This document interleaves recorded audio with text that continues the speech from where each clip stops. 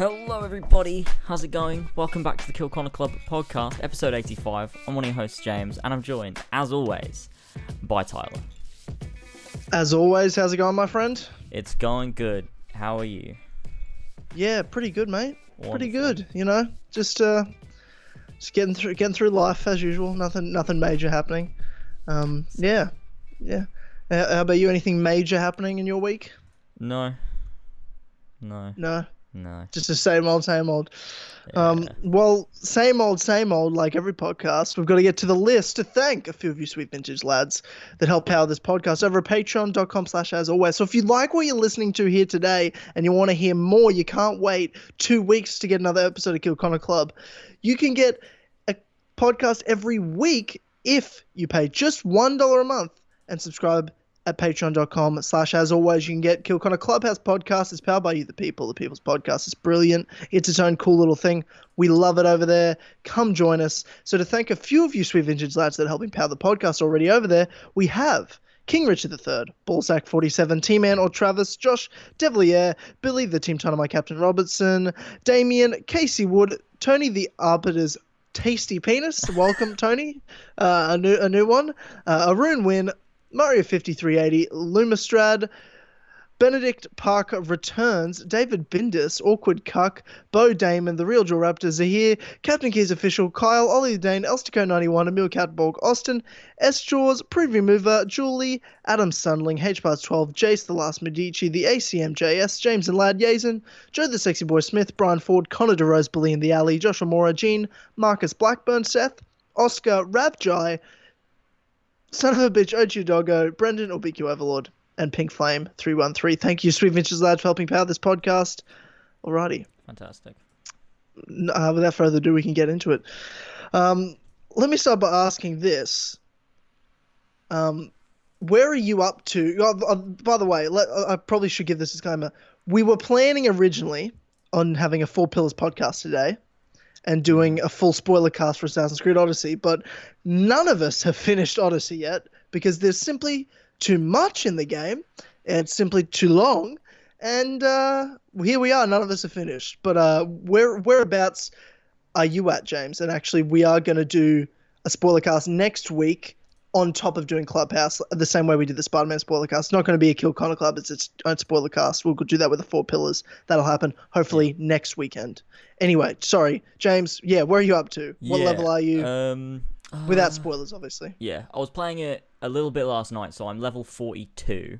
And last time I played anything of it properly, I've just finished one of the main stories. So, like, if you played Odyssey, you know, like, sort of, once you're at about, like, the midpoint of the game, you get, like, you basically have, like, 4 different quests in your Odyssey list of main quests, and they complete main things. So, like, there's the main story, which is sort of, like, the main story that's split up into episodes. Then you've got some modern day main story stuff. You've got the cultist stuff.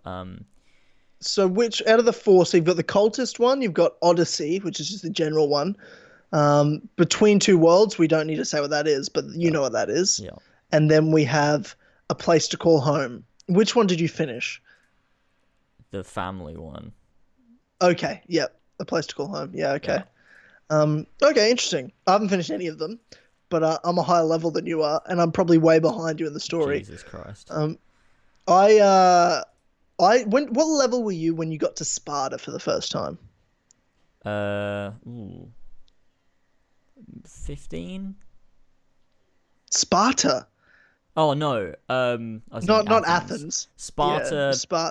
Yeah, 35. Yeah, I was like 43. Jesus Christ. Yeah, dude, like, I've completed almost every location in the game. Like, all the... You know how you have, like, the northeastern part of the map that's all, like, the post-game? I haven't done those. Like, those, like, 4 islands up there, haven't done them.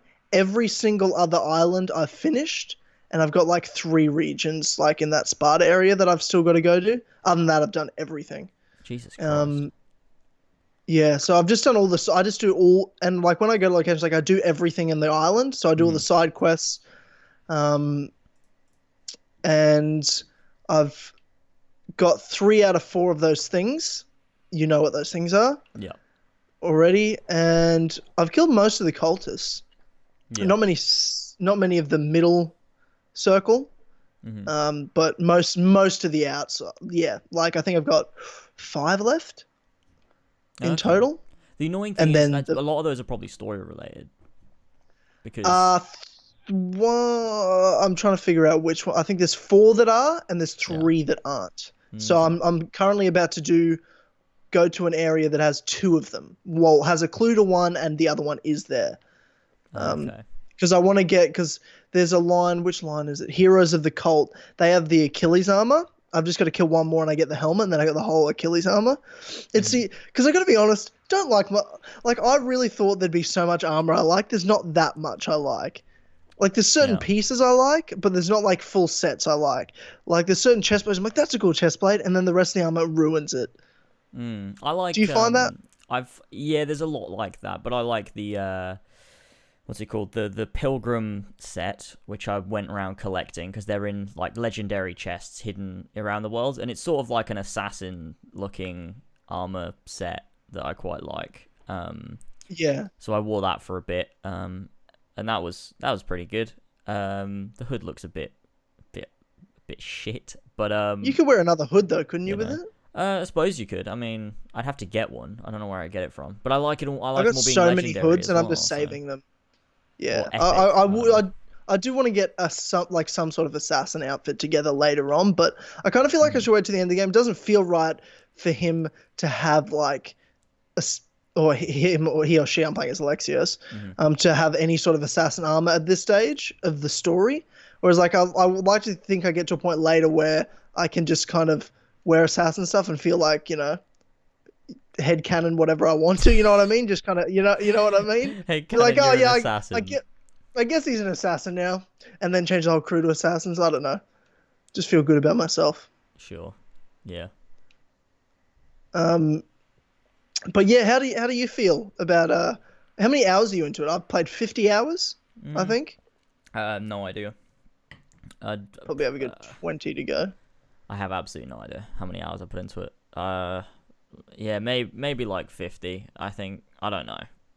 I haven't been checking, but I mean, I think I don't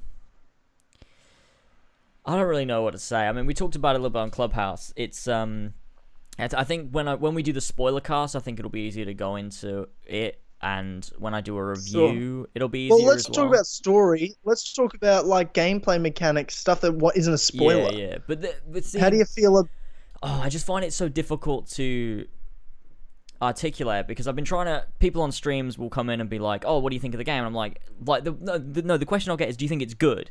And honestly, I think that's a really hard question to answer. It's not like an Origins or like an AC2 where I'm like, "Yeah, I love it, love this game, it's a great game." Because with Odyssey, like for the most part, I am enjoying it. I'm having a good time with it, but I can't say it's a good game because it's so difficult to explain. Like it feels like a bad game, but for the most part, I'm enjoying it, which is strange. So it's difficult to sort of explain. Like I don't know. There's that lack of polish. It can get a bit annoying when you enter areas, and it's just sort of like this checklist of do all these things. It's not. I don't think that's fun. Like I don't think that's a fun world structure. But the story sort of has its ups and downs. There's parts where you're like, oh, this is really interesting. And there's other parts where you're like, this is really fucking boring. Yeah. The gameplay can be fun, but for the most part, if you're fighting anyone that's, even one level above you, it's a fucking nightmare because they just take so much damage. And it's not like Origins where, they'll be tough, but you just sort of dodge, you do different moves, and you kind of, you kill them. Like, in Odyssey, it's just like you keep hitting them, and it just takes so fucking long. And if it's not a one-on-one, then you're sort of fucked because it's not that it's hard, it's just that you sort of just lose your stamina, like, not in-game stamina, like, just sort of like, as you're playing, you just sort of lose the will to fucking continue. And then die. Yeah, I feel like I just the way I play, because I'm a fucking OCD psycho and like have to get all the achievements, have to complete every location as I go, and have to complete the whole map. Like I've already sailed around just so I've got the ocean, so I don't have to do that later. Like that's what I'm like. It's like a job, because I'm like that. I'm so over leveled. I haven't had really much trouble doing anything. Sure. Like definitely like you said, when there's so many people, it gets annoying, and that's what I just when I go into it, I just try to always use stealth as much as I can. Same with what I did with Origins. Like this game is great for all the reasons Origins was great gameplay mechanic wise, but then there's plenty of things that I think the fact that there's still the same issues and then it's almost like multiplied. Yeah. That Origins had. Like in my review for Origins, I said one of my big problems with it not being an immersive world and not sort of like enjoying the world. You know how Ashraf said with Origins that you'll just find yourself exploring random locations. You'll just run into locations. You know, he said that. I find with but my problem was like that's not true because you've got question marks. Every location. So anything that's significant has a marker on it, and therefore everything that doesn't have a marker on it is not important. It just made me feel like the map was a bunch of, pixels and then point A, point B, point C, etc. Like that was all that was important. Nothing outside of that was important. It didn't feel like that. And Origins has done the exact same. Odyssey, has done the exact same thing, except it's got 7,000 times more of those locations that are all the same. Every cave looks the same. Every camp looks the same. And there's 7,000 of them. Yeah. Most towns look the same. The only thing I'll give it is, like, a lot of people are giving side quest shit. The side quest structure is pretty similar, but I do like some of the storylines. I think there's way more interesting, like, storyline arcs with the side quests in Odyssey than Origins. Like, you go to some islands that there's no story missions there in the whole game, but there's full side quest arcs that lead to, like, a cultist at the end. Oh, yeah. For example, the Rebellion one was cool. On Mykonos, have you done that in Mykonos? Yep. Yeah, that was great. Brilliant. Yeah. I like that a lot. There's some I like that one a lot. There's more than that. There's one there's like a Hunger Games island, and there's a pre-quest before it that's really cool that sets up, and then there's that storyline was cool on that island on the not the volcanic islands. Hang on, let me have a look. I'll get the name of it just so if you want to do that at some point, anyone listening, if they haven't done already. My map is not loading. What is going on? Oh, the game crashed. Okay. Well, that's cool. Wonderful. That's great. Yeah. Cool. Okay. Sick. That's the 5th time the game's crashed. I've never had it crash. Oh no, it crashed once. Fucking yeah, once. Boy. Yeah. But I think. Yeah, look, like it's not. I don't know how to explain it. Like I've heard criticisms like, grinding is so boring in Odyssey. I'm like, well, I feel like I haven't had to grind. Like I've never got to a quest that I was like, I need to level up. Never happened. I've always been way over leveled, but that's just how I play. Whereas Origins, I did feel under leveled and I had to grind with Origins more, but I wasn't used to that playstyle. Whereas with them, when the DLCs came out, I was always over leveled because I always played with, no, I'm going to complete locations as I go. And now with Odyssey, I'm like, well, this is the exact same game as Origins. That's how I'll play. And I'm playing like that. And I've had fun, like, in terms of just gameplay and the combats. I think Origins has the best combat system of any Assassin's Creed game. I love it. I always thought the combat systems were good. None of them were bad, but they were, other than Syndicate, but they were all just sort of average. Like, they all had problems, but they all had their benefits, but they were just different. Like, the Assassin's Creed 3 and 4 were good, but there's some things I didn't like. The Ezio trilogy and Assassin's Creed 1, they were good, but again, were a bit easy. I think this is the best one, and Odyssey's is a little less, but still better than all the others, I think. Like, I still think it's a good, combat system. Yeah, I think an issue I have with the combat system in Odyssey is I think it's a bit less balanced than Origins. I think that's an issue I have. What do you mean by balanced? Well, I think that they deal a lot of damage, and you don't deal a lot of damage a lot of the time, Origins? No, in Odyssey. Odyssey, so you said Origins before. So. Okay. You said I always keep saying the wrong one. It's so annoying. Oh yeah. You said Origins was less balanced. Do you mean Odyssey? I mean like the other way less around. balanced. Odyssey is less balanced, than Origins. Yeah. Okay. And I think, Odyssey just has this. Like you said, I feel like it does everything that Origins did well. I think it does the same, but all the issues Origins has, I think it's amplified in Odyssey with, the combat, the way I said this to George yesterday when we were streaming. the world, if you say you play, like, for all its faults, Unity, for example, imagine you're just walking, like, through the streets of Paris. Like, you can feel immersed in that game world. But when you're playing Origins and Odyssey, I feel more so in Odyssey, but it was a lot in Origins as well. You can't get that immersion in the game world. You can see so open, it's so big. Yeah, you can see these different, like, points of interest. Nothing else matters. The NPCs are just there to exist in the world. It's almost like you're placed in this, like, fake digital world where you're just going around checking off your checklist of things to do. You can't just, like, you don't feel like... It feels like an MMORPG. Yeah, you know what I mean? Yeah, like in that way, like, what MMORPG is, like, immersive? Like, that's not really the word you look for with MMORPG is, like, built to, like, oh, they give you a character, just do quest, grind, get good gear. Like, that's what MMORPG is. Like, I'm not big into them, so people that play them might be like, that's not all it is. But, you know, that's what it is, and I got no problem with it. That's why I liked It feels like I'm playing in a lot of ways Elder Scrolls Online, where it's like, oh, I've played the original games, and it's the same universe, but they just give me a character. It's got really bad cutscenes for side quests that are just pointless, and a bunch of points of interest to level up, get gear to go higher level in new areas. That's what it feels like. It feels like I'm playing the ESO. If Origins is Skyrim, this is like Elder Scrolls Online, where it's like a little worse and also way more MMO like style. Yeah, I agree. I think you don't ever want to linger in areas in Odyssey. Like, when I got to Athens, it was like, oh, this is cool.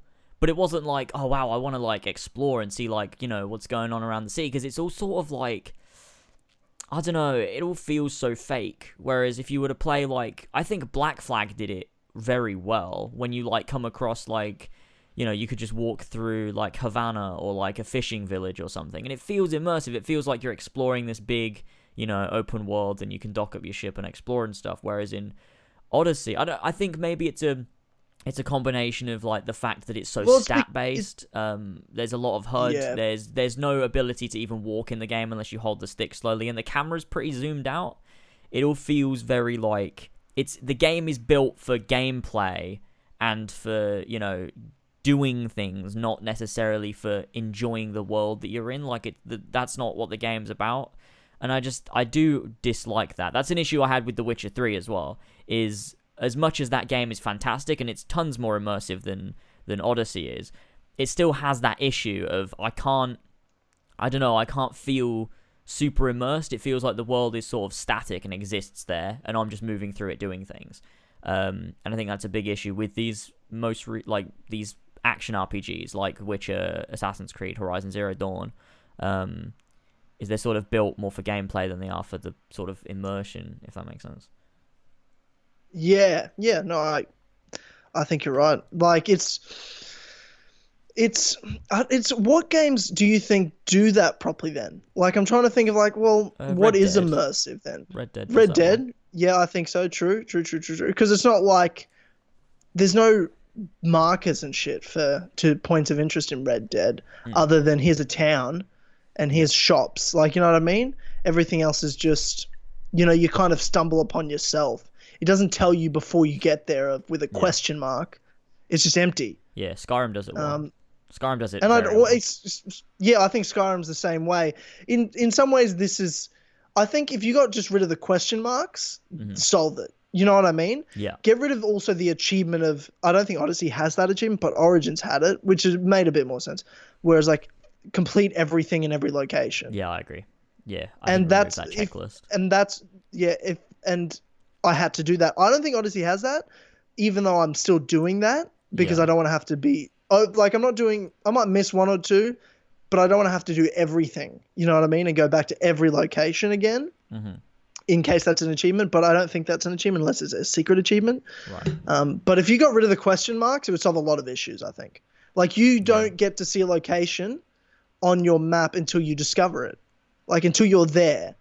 You and even like the Skyrim way, where it's like when you're like, I think it should only be like 50 meters, 100 meters away. Then it pops up, like, not with a question mark, but with just like the fadedness. Like, Skyrim, dude, just copy Skyrim. Yeah. I think that works better, where you have to stumble upon it for it to, because I think those question marks are so frustrating. Yeah. In Can't terms of stand it. like immersion, because like, oh, I've got to go here. Like you can look at your map and be like, I think there's a fort there. I'm gonna go there, check it out. And the exploration mode is good in a way, but I mean it's pretty easy to find at the same time. So I don't know what to say with that. Like Yeah. the exploration mode was a bit of improvement, but it doesn't solve the issue of at the end of the day, there's still question marks everywhere to tell you where things are. Yeah. Yeah, that's a huge issue. If, yeah, like you said, just remove the question marks. Just have it, and then remove that, like... Because in Skyrim, and this is the thing I love about Skyrim, is the only content that's really there for you to do that's actually like an active mission are quests.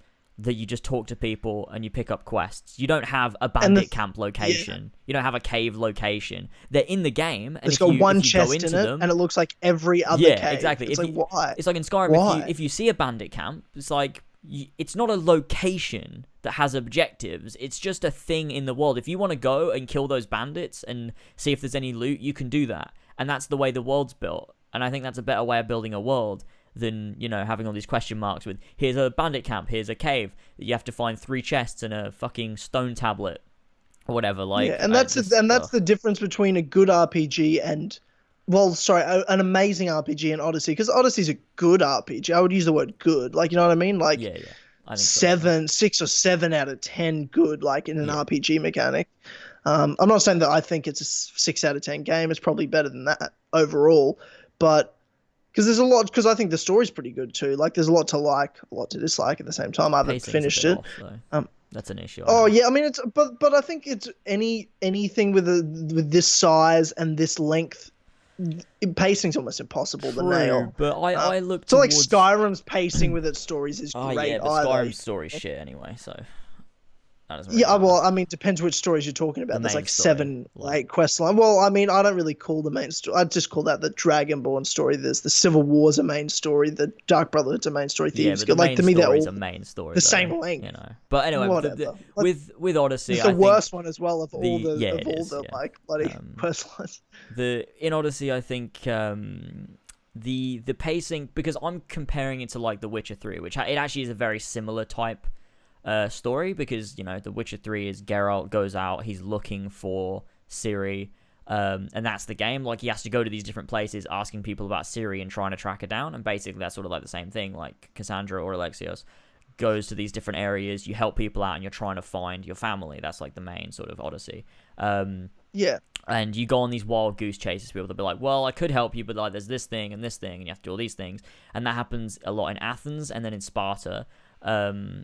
And the difference I find is that those feel filler to me, whereas in The Witcher 3, I was genuinely very interested in the stories they were telling, like the stuff with the Baron or the Crones or the sorceresses in Novigrad.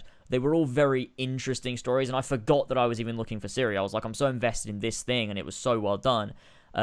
Whereas in Odyssey, it feels like I'm always like when I'm doing the fucking Olympic Games, I'm like, can this fucking end? This is boring. Yeah, I don't want to do it too, because as soon as he mentioned that was a quest, because I'm up to it where like I should go there, I'm like, God, that sounds. I already know. Haven't played it yet. I already know this is gonna be the most boring part of the game. Oh, it really is. You're gonna make me play the Olympics. Oh, there's a worse bit. Have you done the when you get to that bit when you go to Sparta, without spoiling anything too much, you get tasked with claiming back a region for Sparta.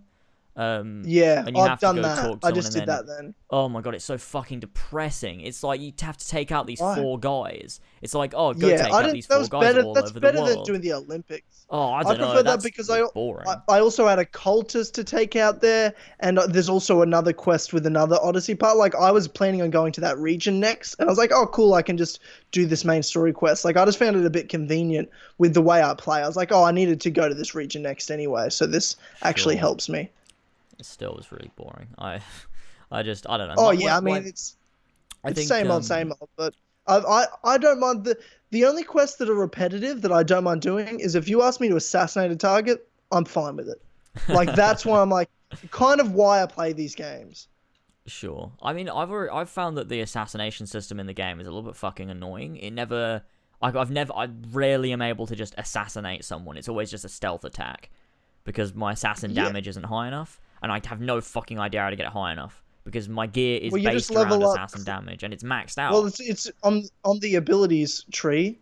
I've you know, got that maxed out as well, though. The and have you got assassin critical one. assassination?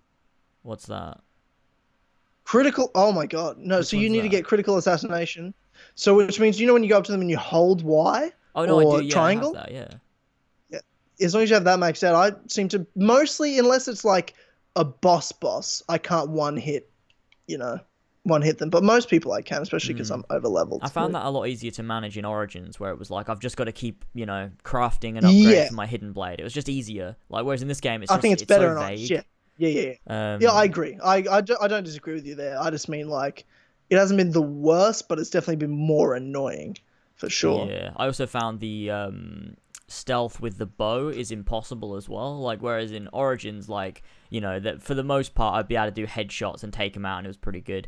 Whereas in Odyssey, I just can't. Like, I don't even take away a quarter of their health when I try to headshot them with a bow. I guess I should have to get, like, the Predator bow unless you use upgrade or abilities. whatever. Yeah, I have the max Predator bow upgrade. Like, I have max, I think, for all of my abilities, because I picked 4 abilities I wanted, and I haven't got any of the others, and I've just maxed those out, like, because I don't switch abilities. I have 4 for my bow, 4 for, like, sword, and that's it. I don't focus on anything else. Because there's so many abilities, I'm like, I'm never going to use that, not going to waste my time. And even just like general abilities for just like that are just constant. What's the word I'm looking for? Like passive. Passive abilities. Like there's like 4 I picked, and the rest I haven't upgraded at all because I don't need them. I don't play that way.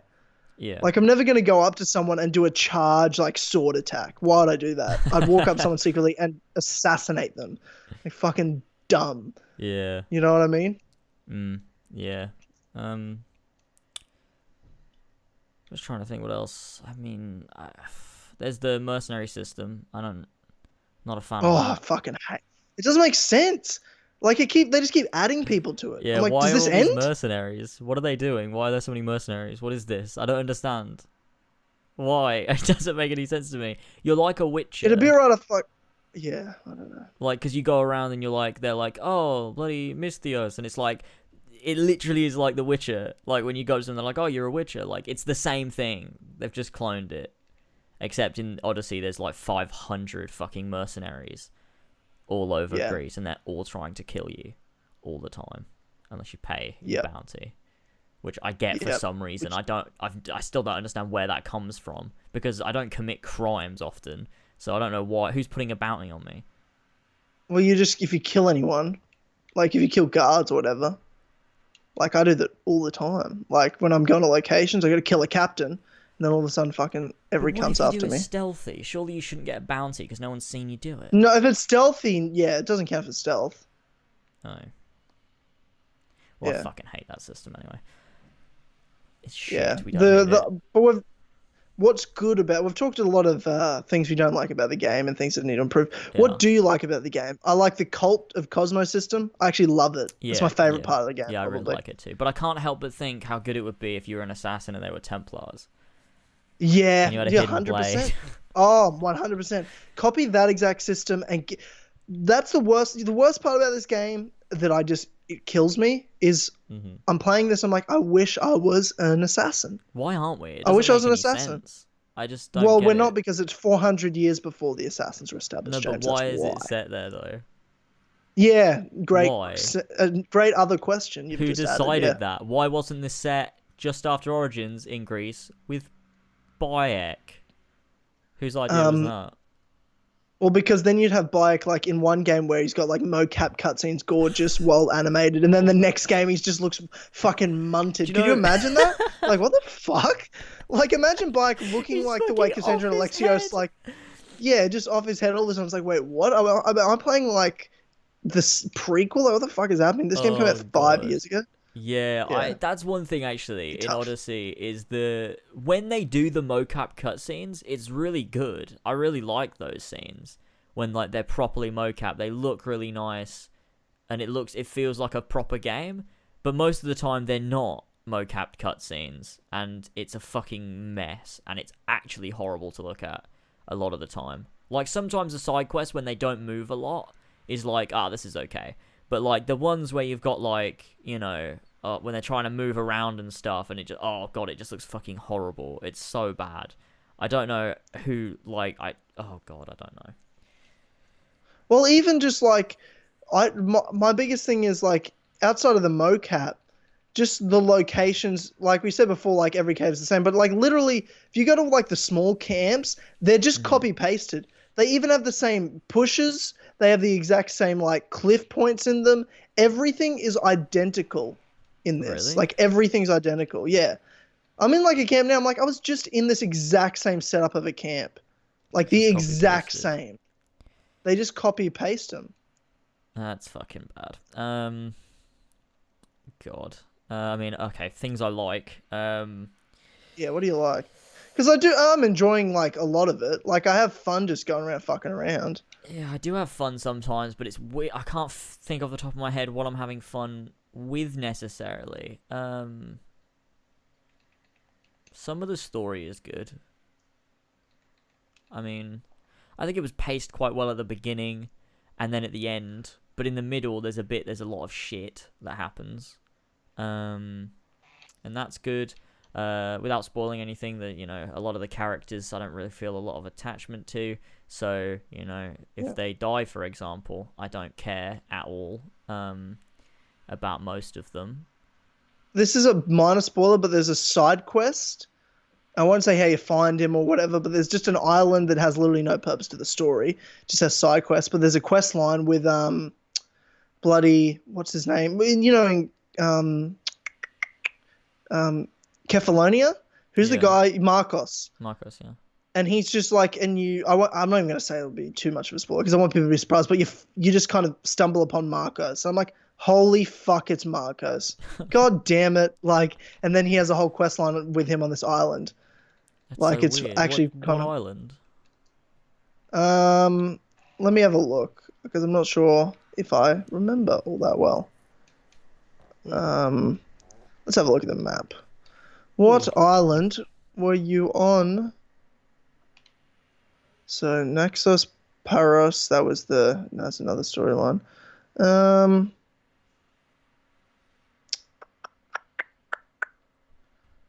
I think it is. Oh yeah, it's on Kos. Okay. In the southern Sporades Island. All right. Connected to Samos. So Kos, you can find Marcos. I'll have to go in Kos. But yeah, that's the thing. Well, I mean, yeah, I don't really know what else to say about it, to be honest. You like the cult thing? Anything else you like about the game? I don't fucking know. I can't. I mean, do you know?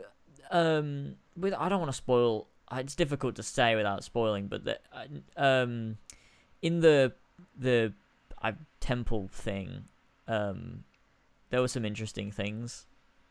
That's so vague. Oh yeah, there's a certain point. Yeah, I know. There's a storyline. I know what you're saying. Were you interested? How's the modern day treating you without specifics? Like, do you like what happened, or did you think that was dumb? Certain things that have been going on throughout the modern day. Well, so far.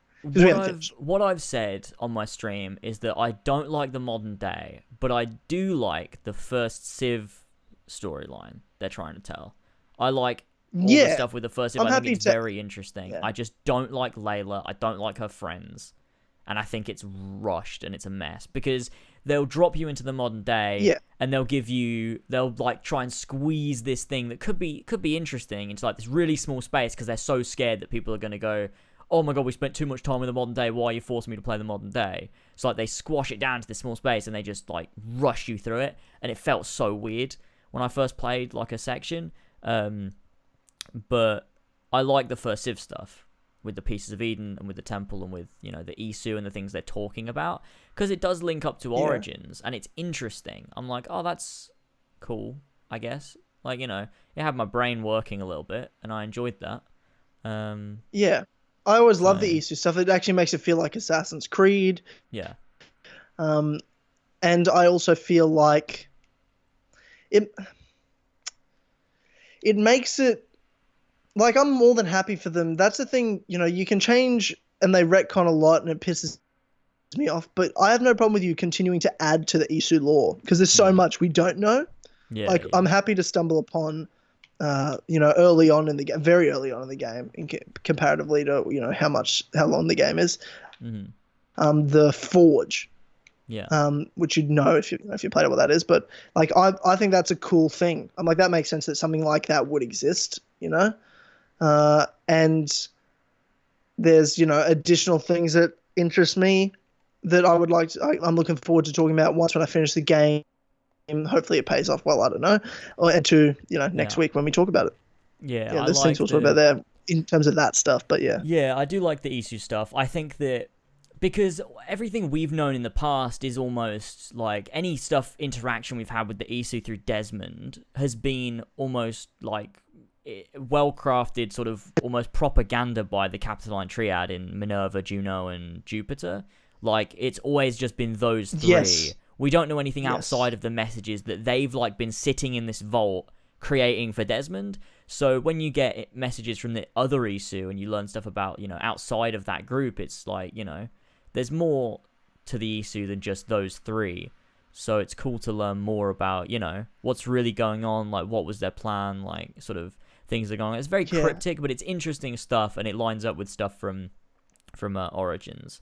So yeah, and there's stuff you even mentioned just then that like we could talk more about, but yeah, be spoilers just in the sense of like what it's been, like you said, Minerva, Juno, and Jupiter that have been propaganda telling us stuff. But like, I never thought of that until this game. There's certain things that are said. I'm like, it's like, we're being told everything we've been told through Desmond or any of the other games or, whatever has been very specific for a reason. We're not supposed to understand Isu, right? Like, we can't understand the gods or whatever. We can't comprehend what they're doing.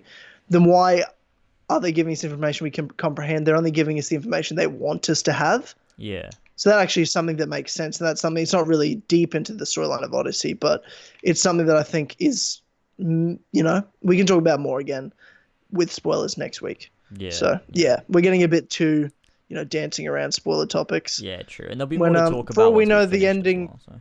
Exactly. Once we finish, there's more to talk about. Plus, or we could be pissed off because the ending sucks so bad. Yeah, it could be Who terrible. knows? No idea. Yeah. I've heard it could ruin that whole things. thing. As I've been streaming, I've heard conflicting things. Like, someone will come in and be like, wow, you're going to hate the ending. And then another person will come in and go, the ending was pretty cool. So, I have no idea what to fucking expect. I think I kind of know how it's going. I don't think it's going to be that wow. There's been a lot of they do a lot of twists in Odyssey, just even with general through the story. Like, you'll meet a new character on an island that's only on that island, so you'll only be with them for like 4 missions, and there'll be some plot twist with that character. There's so many of those moments it kind of gets old. Like, I'm like, cool, I got betrayed. Yeah, that's the 7th time that's happened. Oh yeah. And as well, like, my ship is a fucking cesspool of poon that Alexios banged. Like, he's like, bangs you want to come on my ship? And it's just like something like fucking Marilyn Manson or something on that ship. You know what I mean? Where I just fuck everyone that's on there. That's the only way you could be a lieutenant on my ship. I have to have fucked you somehow. And that's like half of Greece. That's brilliant. The fact you can romance nearly every character is fucking hilarious. It's like every side quest you do is like. But there's no consequence to it. Like, I don't see the point of it. It's not necessary. Just so you can fuck. Like, it's like. But is there a relationship? It's like Mass Effect where you've like built a relationship that then like there's benefits in game or like storyline that can go further. No, it's just like we're banged. You're a lieutenant on my ship now, and we'll never have another conversation. Like, that's it. Yeah, it's nothing like the Witcher. I mean, that's actually, now that you mention it, that's my fucking ideal world. But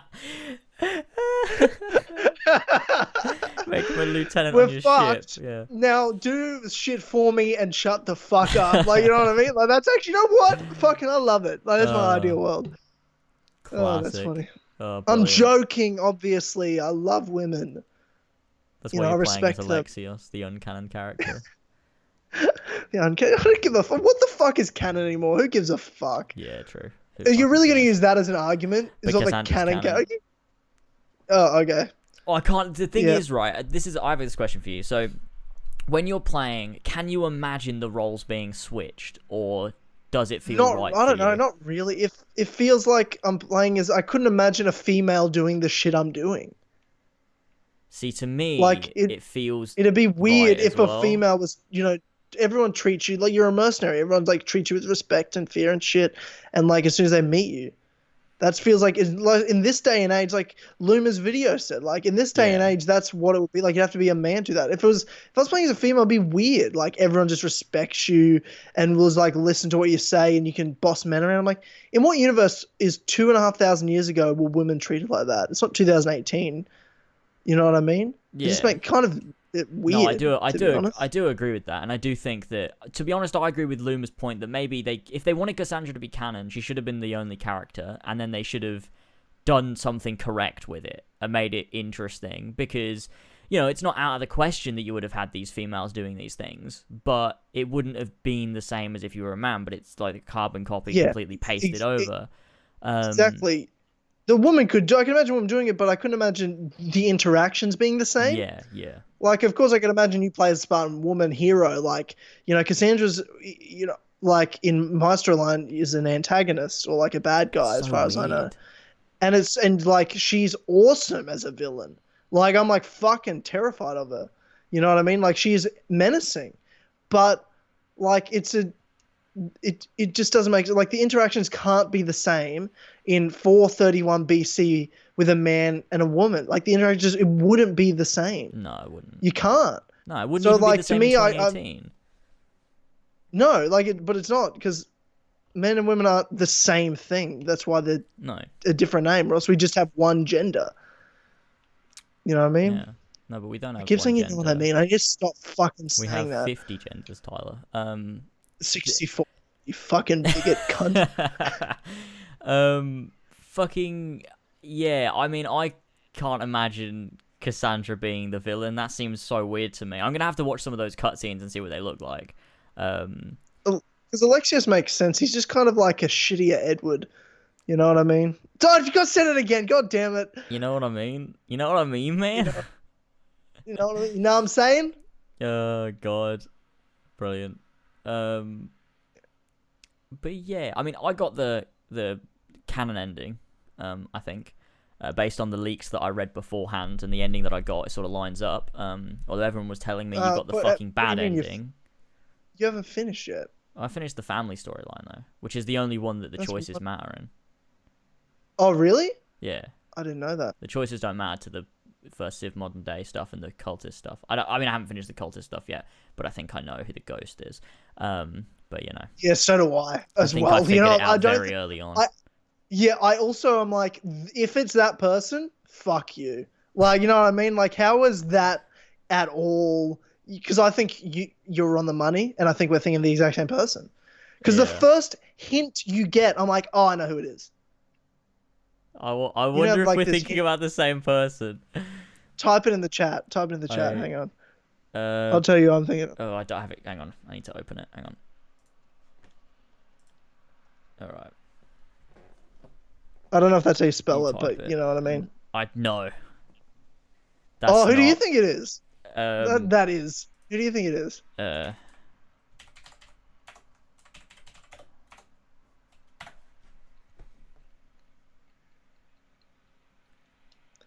No, because the ghost is female. Is that confirmed? Yeah, like have you killed any sages yet? Yeah. Yeah, well, the first hint, it's like, oh really? It's a female. Yeah, you click on and the first hint I got is the ghost. Close your ears if you don't want spoilers, because you get clues throughout it. The first clue is that I got, because I've only killed one sage, is the ghost controls Athenian politics. Oh, for fuck's sake! Yeah, I know. That's so obvious. It's so shit. I was like, what are we even talking about? Why on earth is that the ghost? That was the first hint, bro. That's not even like a menacing, like interesting reveal. Like that's just like another. That could be anyone in the world. It would have the same effect. Like I don't care. That's a bit shit. Yeah, I know. Yeah, do you think I'm right now? Are you like, yeah? Yes. Yeah, yes. Of course. Yeah, it's fucking shit. Fucking shit. Like, that's what I think it is. I'm like, all of the other characters are so much more menacing in the cult. Why would that be the main one? Like, in what universe would that be the main one? Yeah, no, I like where your head's at, but I definitely don't think that's the case at all. Especially with like once I looked at the first, because I want to figure. I'm like, oh, I wonder who it is. Like, and then the first clue, I'm like, that's it. What if it's a big reveal and it's not her though? Oh, I'd be happy. It could be. I'd be happy with literally anyone else, because Phoebe. of anyone else. Phoebe. Yeah. Well, I would be happy with that actually, because then she'd be alive. Whoa, what?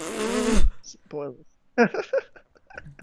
God damn it, Tyler. I don't know. That was an emotional I don't moment give a that I fuck. cried at. Did you? No.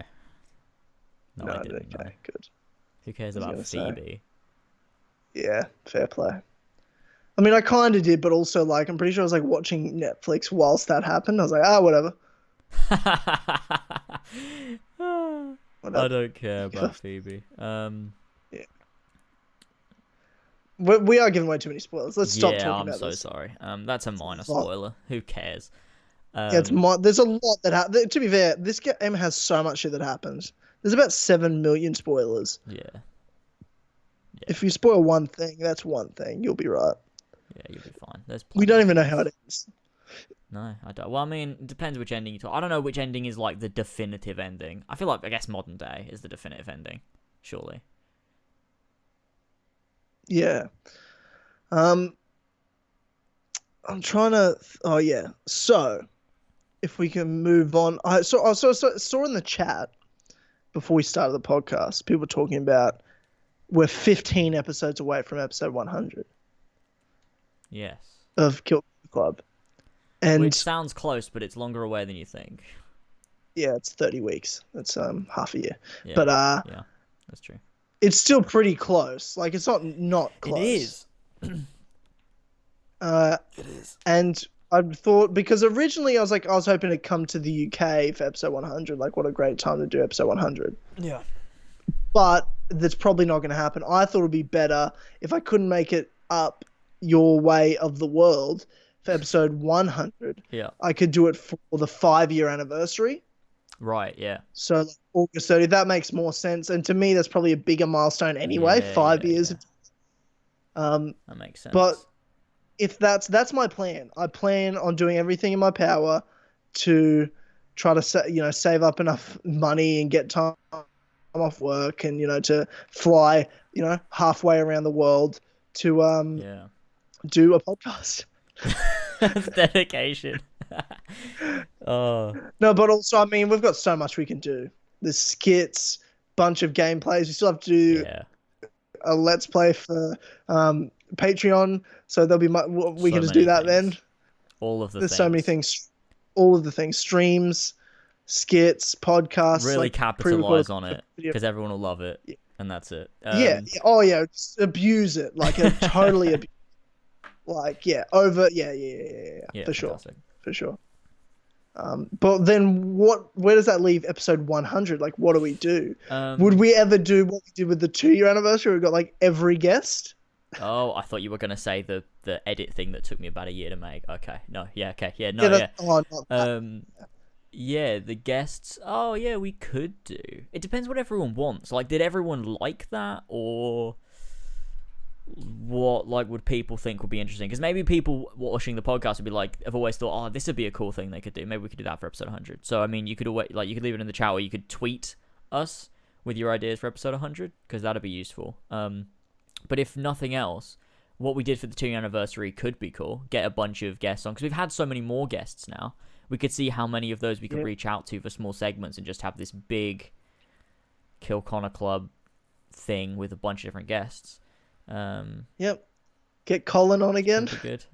Yeah. So weird. So fucking weird. I still think that didn't happen. You know what I mean? No, like, I still think strange. that's like, yeah. Well, maybe he'll come on one day. Oh yeah, that's happened. Or would people just want a 4 pillars, or would people want Joe on? Like, you know what I mean? Like, we could do the original 3 for. On? Yeah, I don't know. I mean, want Joe on? I would. I mean, I'd want to catch up with him. Make We can it's not really the ideal Assassin's 100. Creed with him. Yeah, Unity. Like, yeah. Yeah. Oh, we could get get Harlan to draw a special one with all of us on. Like when you say all of us, what do you mean? Again, I meant like if we had Joe on, do like a newer version of our original art. So it's like, oh look, nostalgia. Oh, I see what you're saying. Yeah, I mean we could. I would love to do like him to draw like a big 100 episode 100, or maybe I think a great show to do for the 5th anniversary would be like draw us at the front and then just have a drawing of like all our guests we've ever had, like in the background. Like that'd be cool. Maybe for episode 100 or for the 5 years, like just have cartoons. Like it doesn't have to be ridiculous like it does with our models, but you know. Yeah, just like that'd be pretty cool. Yeah, that would be cool. Do you know what's so hilarious about the Odyssey? Actually, I'm shooting arrows and killing sharks in the ocean. Oh yeah, and it works. I think it's you're a Spartan warrior awesome. hero. I mean, it's helpful because sharks are so fucking annoying. Yeah, they are annoying. Not a fan of sharks. Yeah, so fucking stupid. I'm not. No one's giving us any suggestions. Amir just said 24-hour Kill Connor Club. That sounds fucking hell. That sounds like hell. Oh, it sounds awful. Yeah, it sounds awful. For everyone involved. Yeah. Imagine getting like, well, we could just get guests like throughout of the pop in. Is that what like it would be? I guess we'd like stream for 24 hours and like every hour we'd get like another guest on if we could find one or something stupid. Yeah, no, I'd rather just organize it. You know what I mean? Over like 2 weeks and then edit it together like make we did last it actually time. Interesting. Yeah, rather than yeah, make it actually interesting. Like, what would we be talking about for 24 hours? I have no idea. By the end of it, we'll be like, well, we hate each other. That's the last podcast that we do. Assassin's Creed. We talk about Assassin's Creed. Would you include that'd be awesome. Ubi Gabe? Yes. No, wouldn't. I would not include, Gabe, because then we'd release a shirt and he'd be like, and if he ever saw it, he'd be like, what the fuck? I don't want to be on your shirt. I hate you guys. I'd be like, well, fair enough. So, yeah, probably not going to include him. Maybe not every guest, like our favorite guests, you know what I mean? Like we'll reach out to people and be like, do you mind? We'll put you on our shirt. You know, like obviously 4 Pillars, Brett, Nick from the Creed, Colin, we'd want to have Megan, you know, people like that. Asim. Oh yeah, of course, classic. I can't think of other guests. I feel like we've had other really good guests. Cinestrain, that's one. Victoria Adkin. Destroy Evie Fry? Why not? You could do that. She still follows me on Twitter, and I don't follow her. Why? I don't know. Why does she follow you? So does Paul Amos. I've never followed him before. I don't know why he follows me on Twitter. I don't know. It's Assassin Christmas, bro. I don't know what to tell you. Assassin Christmas. Fucking get in, bro. Get in. He's bisexual. Fucking get in, James. Yeah, that's epic. That's epic. So no suggestions for episode 100? We'll probably just end up doing 4 Pillars by that point, or yeah. Yeah, I mean, look, we've got 30 weeks to figure it out, so. Yeah. But 5 years? Okay, this is my question. For 5-year anniversary, it's obviously going to be like a video podcast where like we're in the same room, we both got microphones, and we just do it. This is my idea. Yeah, hear me out here. Because I would like to do also, we have to get the 4 Pillars together to do a podcast in person, because of course we do. Now, this is my idea. You can totally say no. Okay. Okay, so I fly to the UK, I fly all the way to the UK. I'll crash with you. You and I catch flight to Italy. And we do, now I've got this really, through friends, this really nice location, Airbnb, right in the middle of Rome. Like the heart of the city, really nice. Film a podcast there, we could get actual like, you know what you like, obviously what are the singing mics, like those sorts of mics, just like we can walk around with, like invest in those. Yeah, singing mic, I fucking, you'd use for a concert, like the handheld, hold it to your face microphone, like an interview microphone. Sure. And we have one each, and we could be like out in a quiet spot in Rome, have it set up a camera. Someone else maybe come with us to film it. I don't know. That sounds less Or like a just, podcast and more like a video. Yeah, but that'd be fucking sick. Sure, but it's not. It still doesn't sound like a podcast though. Like, what would be a podcast? What would make it a podcast? What's wrong? Why do you have to be in a room to do a podcast? Why can't you be outdoors? I mean, because we're just going to be sitting in the one spot talking to each other. We're not going to walk around. I guess. But would you want to go? Quality? I don't know. Would you want to go to Italy, Florence, Rome, or somewhere, and do videos for like a couple of days? It's only like 2-hour flight from where you are. Potentially. It's just an idea. It's just we've got a lot of time. We've got a whole year. Just throwing it out there now. It's an interesting idea. Sending out a feeler. You know, we could do some cool videos, I feel like, there. Yeah, that could be interesting. Well, we can think about it, talk about it, figure it out. Yeah. And I mean, we've got so much cool shit to do, and it's gonna be. I mean, I'm just excited to get over to the fucking UK and meet all of you guys. It's been how many years? That's gonna be great. Yeah. We're finally going to have the four pillars come together, which is insane that we've created this brand and, we've never actually been all four of us in one place at the same time. So, yeah. Well, it's insane. We've done 5 years. It's taken 5 years of us doing a podcast together for us to have actually met in person. That's insane. Yeah. Yeah. It's weird to think about, but it's not weird because it doesn't feel weird. It's like, because it feels normal. It's not like we don't know each other. Yeah. It just feels normal. Yeah. But it'll be good to get to do some sort of skit for Four Pillars to do some sort of like... the Four Pillars Assemble trailer is going to be so fucking hilarious. I need to get some footage like in Australia where like I've got like big shoes on, like some like a Kubra hat. I got a Ryzen and like a satchel and shit. And yeah, and then I'm just in the middle of a forest or something. You can like have a montage of you packing, but you just pack Horizon and that's it. Like you have a massive suitcase and you just put Horizon in and that's it. Zip it up. Or even better, like I have a full suitcase that's already full of clothes. I just rip all the clothes out and just put Horizon in there. Yeah, that'd be perfect. We don't need it. Get it out. I'm all set. I've got a Horizon. Yeah, I'm all set. I don't need anything else. What the fuck else would I need? Well, that's great. What else would I need? That's all I'm saying. Classic. But yeah, I think I can't wait for the Four Pillars Assemble show. I think it'd be hilarious. Who's the villain again? Are we doing just someone with a raptor head for a laugh? We might do, yeah. Or would that be like... Would we have to get his permission? We would have to be like, dude, we're just joking, but like it'd be funny. Do we have to get his permission? We're gonna use...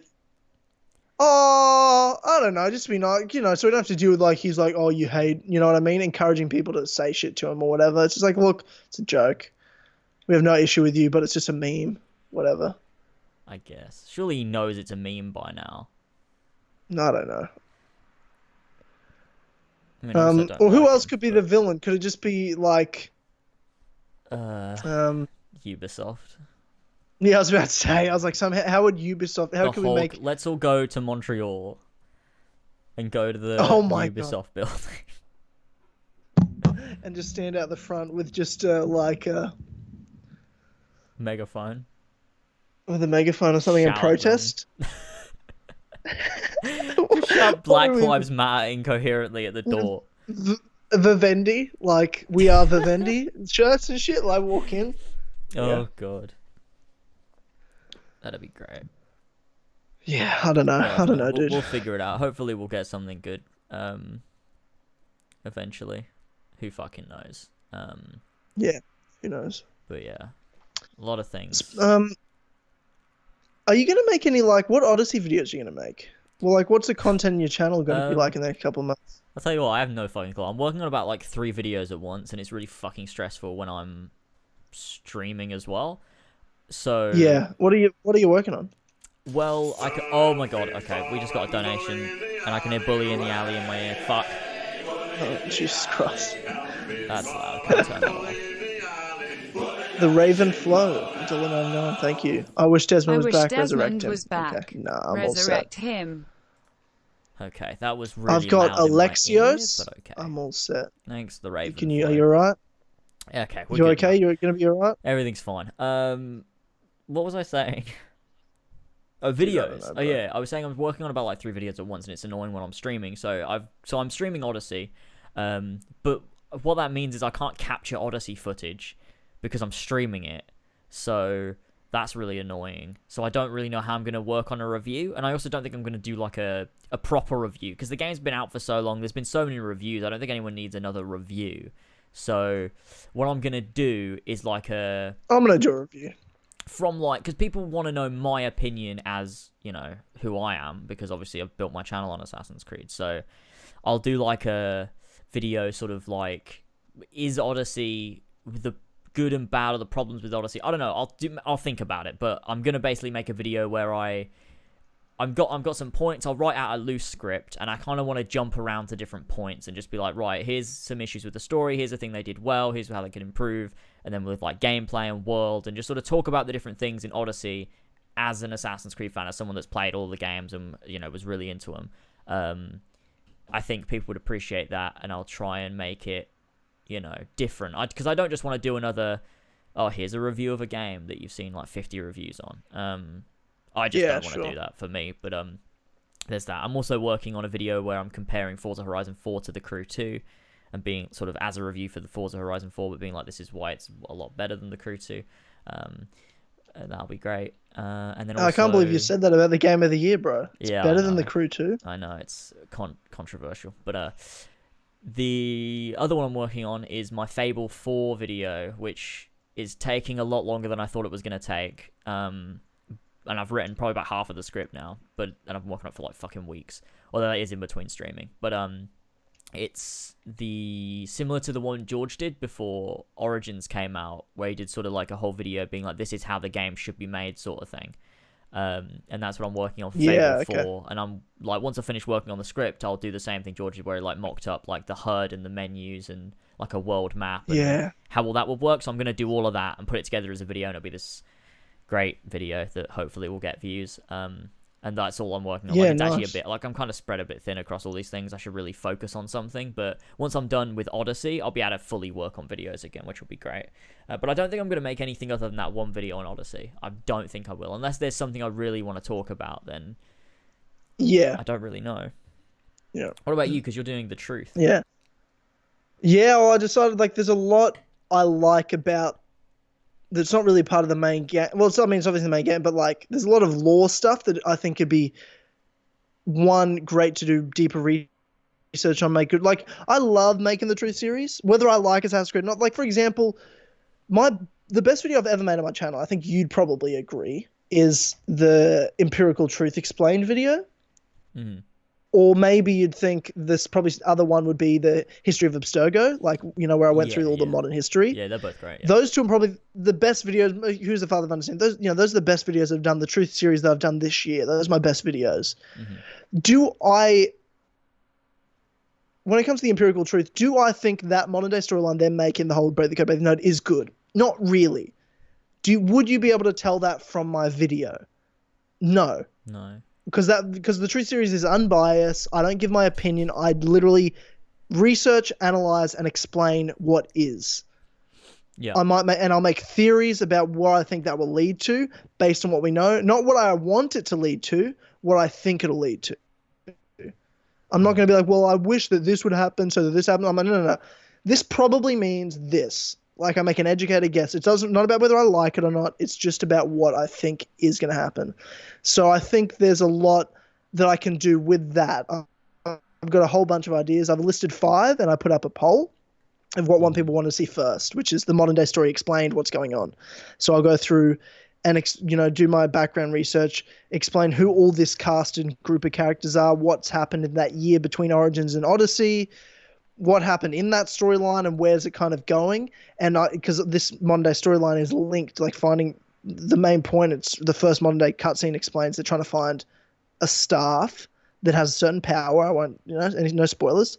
Mm-hmm. But that, if you've watched my Empirical Truth video, that was what was set up. There's obviously no much explanation because the modern day is terribly written at the moment, but I'm going to make a video that'll give everyone the real details. If you want to know well, what happened in that year in between? Why are they finding this stuff? Why are they searching for this reality bending thing? Well, I explained in this Empirical Truth video, and I'll connect. It'll be like the sequel to that. So I'll explain what's going on in the modern day based on what I've already explained, what's happening here in between, and then what's happening in Odyssey. Then I'll do an ending explained. So the whole like main ending of the game, and kind of what that means. Yeah. Mythical creatures in the universe, go over all the mythical creatures in Odyssey, how they're involved, what they represent in Greek mythology, as well as what they represent in this world. Are they real, or are they, you know what I mean? That sort of thing, how they exist in the world. The Lost City of Atlantis, I'll probably save for when the DLCs are all out, so I can really do a deep dive into the whole city itself.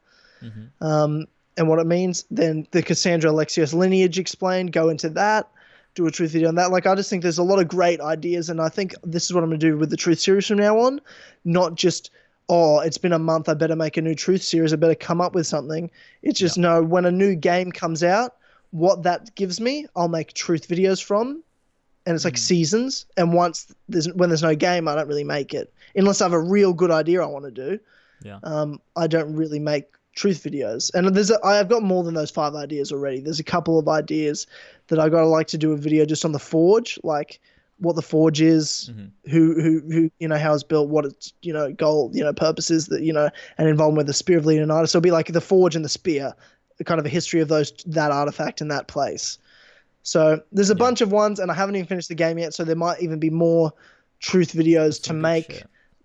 I'm sure the cult I could do, because you learn the age of the cult of Cosmos as well in this world a bit through some past cutscenes, flashbacks. So could do that. There's a whole lot of ideas that I could do, and I think there's some really actually good video ideas. Is it all stuff I think's amazing and great? It's not necessarily, but I think I can make great videos from it anyway, regardless. And I think would be good for people, because people want to know what the fuck happened in that year gap. Like, they don't know. And that's a fair question. I've got heaps of people asking me, like, I hate how they did the year jump in modern day. Like, what happened? I'm like, well, I'll save you, because I'm better than Ubisoft, and I'll save you. So that's what I do. That's good. Yeah, that'll be some good shit. I'm looking forward to it. Yeah. But my plan is like a truth video, a video on another game, like a Red Dead video, a truth video, Kingdom Hearts 3, truth video, Fable 4 video, you know, like Halo Infinite. So kind of still do whatever I want. And I've got heaps of months of videos written out that I've got planned, like where can Uncharted go next, blah, blah, blah, blah, things like that. Yeah. So, but that'll be the schedule, like truth, you know, up until probably all the DLCs are out. That's when the truth will be done, I'd say, for this until the next game. Cool. That's great. I saw in the chat someone said that I should do a story so far like I did for Assassin's Creed, but for Kingdom Hearts. And I've seen a lot of people say that. Terrifying. Terrifying. And I've considered it. But if I'm going to do it, it might have to be after Kingdom Hearts 3, because that's so much work to do before KH3 comes out, with all the content I'm already doing, with all the games that are coming out. And I don't know nearly as much about Kingdom Hearts as I do about Assassin's Creed. Like, most of that story so far video was just shit that was, like, ingrained in my fucking brain from, like, years of playing the games, that it was just, like, you know, it's just sort of second nature. I just know all these things.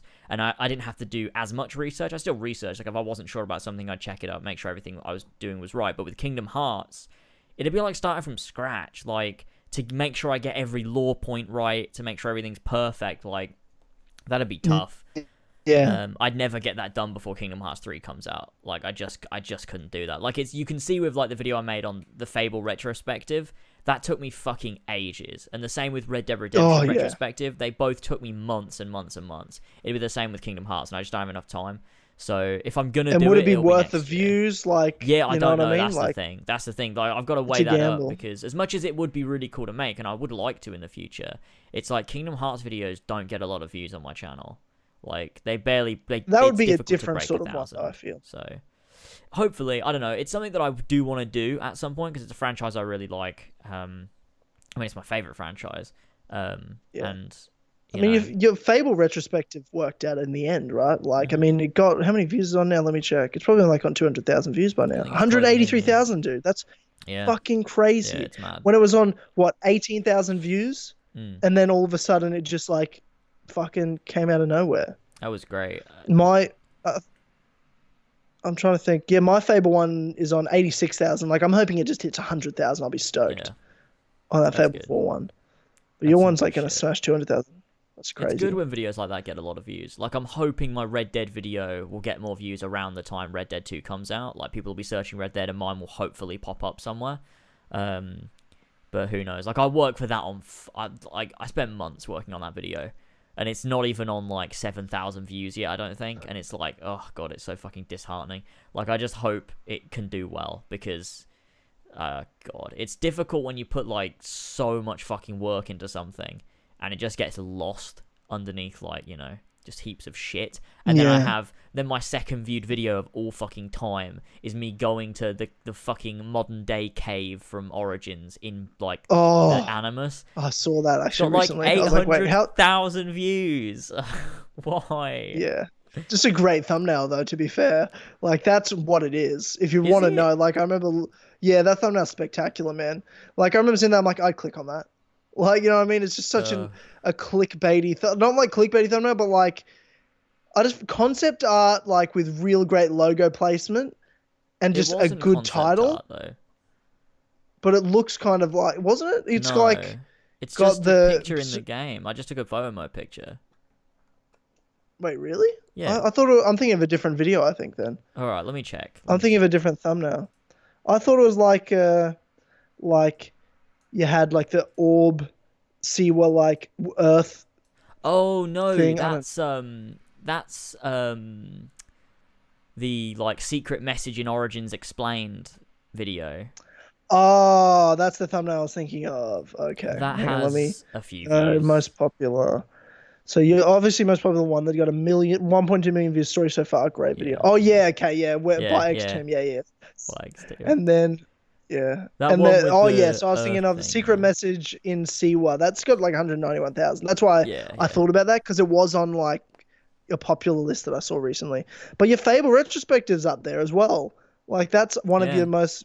I'm really pleased with that. Your complete Odyssey completely Blake's Law video got 280,000 views. Get fucked. That Is gets the problem? so much shit. Views. That gets so much shit. Of course it does. Of course it does. You know that So going in though. bad. Like, who cares? Fuck them. Fuck them.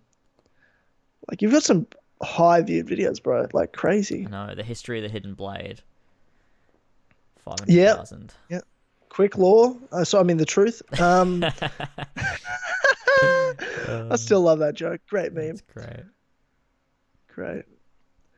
Yeah. What Kingdom Hearts 3 videos though are you thinking about? If you didn't do that, like, what other ones do you want to do before the game comes out? Do you have any ideas? Before the game comes out, probably nothing. Yeah.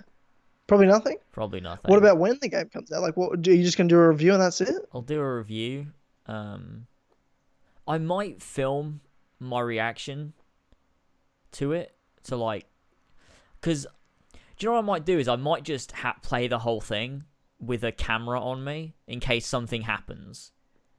Because I want you wouldn't to stream keep, it like you're streaming Odyssey. No, I want to just. Yeah, you just totally. Yeah, Yeah. good. Thank God. I would have been pissed off if you said like distract yourself. No, I can't do that. But I might, like, I would. It's one of the things where I'm like, I would like to look back on my reaction to, like, you know, significant parts in Kingdom Hearts 3 and be like, wow, there was a time when I saw that for the first time, and, like, that was my initial reaction to it and everything. Like, there's, you know, with, like, Kingdom Hearts 1 and Kingdom Hearts 2, there's moments where I'm like, wow, I wish I had my reaction to that, because it was good. So I don't know whether I will do that or whether I'll just be like, fuck it, I can't be bothered.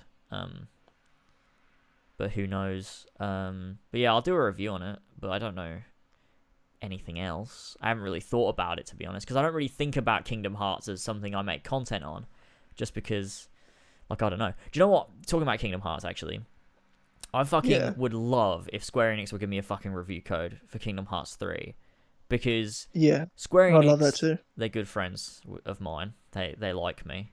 Yeah, sure. And they also gave me a review code for Final Fantasy 15, and that game Hitman was like, as well. Yeah, Hitman. But, like, with Final Fantasy, there was so much hype surrounding that. Like, the Final Fantasy fans, like, that game there was so much fucking hype because everyone been waiting so. Well, can't you get in many contact years. with them? So, well, I will close to the and time. Ask. Because they you normally can literally don't just know. ask. Like, I've tried before with stuff. I'll be like, oh, could you get me a code for this? They're like, we have no fucking clue. So I just wait until it's close to the time, like maybe like a month before the game comes out. I'll send them an email and be like, look, is there any way you could get me one of these? Plus, I talk about Kingdom Hearts all the time. Like, the amount of Kingdom Hearts copies that we've probably sold is pretty fucking high. Yeah. Given the amount that we talk about it. Cool, I mean, I just steal credit. Like, I mean, you've sold all these copies, but I steal credit because I'm like, well, I sold you the game, therefore every sale you've ever made is just my sale. That's how I see it. Yeah, that's like great. I converted you. Like I converted you. You converted George, and in turn Ethan then got converted, and literally everyone has played it now. Yeah, it's and great. That's all me. All me. Everything was me, and it's all me. So I'm the best, and that's it. I found the other day, the first time you talked about it, it wasn't even on Kill Connor Club. It was on Deep in the Bowels crosses over with the Stick of Tynamite. Tynamite. Oh yeah, Luke classic. On as well. Yeah. And we talked about the Kingdom Hearts because we were talking about it was the E3 preview, and you mentioned, you were like, oh, there's this thing, you probably don't care about it, but Kingdom Hearts 3. And then I was like, what is that? Like, what's going on? And then you explain it, and oh my god, it was the first time I'd ever seen it. Like, I googled Kingdom Hearts and I looked at it and I'm like, this looks fucking ridiculous. And I'm like, I know it sounds stupid, Donald and Goofy are best friends, yeah, but hear me out here. It's like, go to Disney World. How do you sell that? I just don't know. Yeah. And you bang the Little Mermaid and call me a liar. It's fucking good. Oh god, it's brilliant. But the main reason I really want to get a review code for Kingdom Hearts 3 is because it comes out in Japan like 4 days earlier than it does in the rest of the world.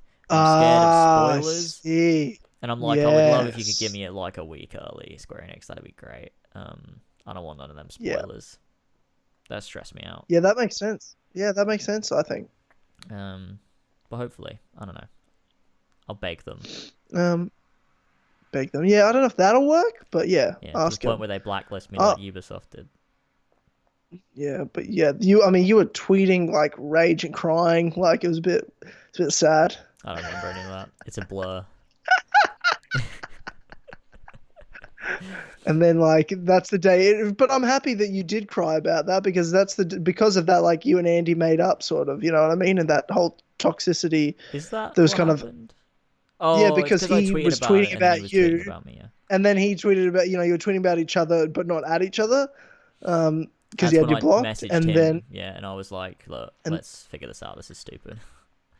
Yeah, and that was it. And I was like, oh, that's nice. Yeah. It actually turned out great. And then Nick messaged me like, he messaged like both of us. And he's like, I'm so happy you guys made up with Andy. That's so good. It makes me feel so much better. I'm like, does it though? Doesn't matter. I don't know why it affected you at all. Maybe he was drunk. I don't know. Yeah. I miss Nick. Yeah, I miss him too. Doesn't miss me, but though. He hates you. He fucking hates you, so it's fine. He did message me a couple of months ago, like when we had Colin on. Like he messaged me going, "Holy fuck, that's Colin on." So, but I think he still likes me, but why would he's he busy. Like Colin, does he not think Colin's a Nazi? Probably, but like he met Colin once, and when he was at Kind of Funny, he loved Kind of Funny when they were a big group at one point, and he met them a couple of times. Oh. So he thinks that's cool. I think he just recognizes like how big that is, more than anything. You know what I mean? Like you not like him, that's our biggest guest of all time. Been on Joe Rogan twice, been on Dave Rubin countless times. You know what I mean? Like that's crazy. It's fucking Colin. Yeah. Colin. It's Colin. It is Colin. It is. Yeah. Good. So, in terms of just to kind of finish the Assassin's Creed talk, like get it all out of the way. Right.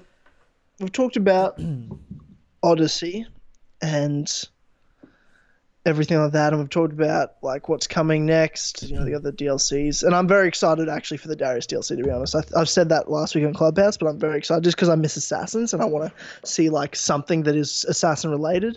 And being a fan since AC2, that's definitely obviously going to be a truth video. Being a fan since AC2, you know who Darius is, the first guy with the first hidden blade, the guy who created it. That's like, it's something cool to see.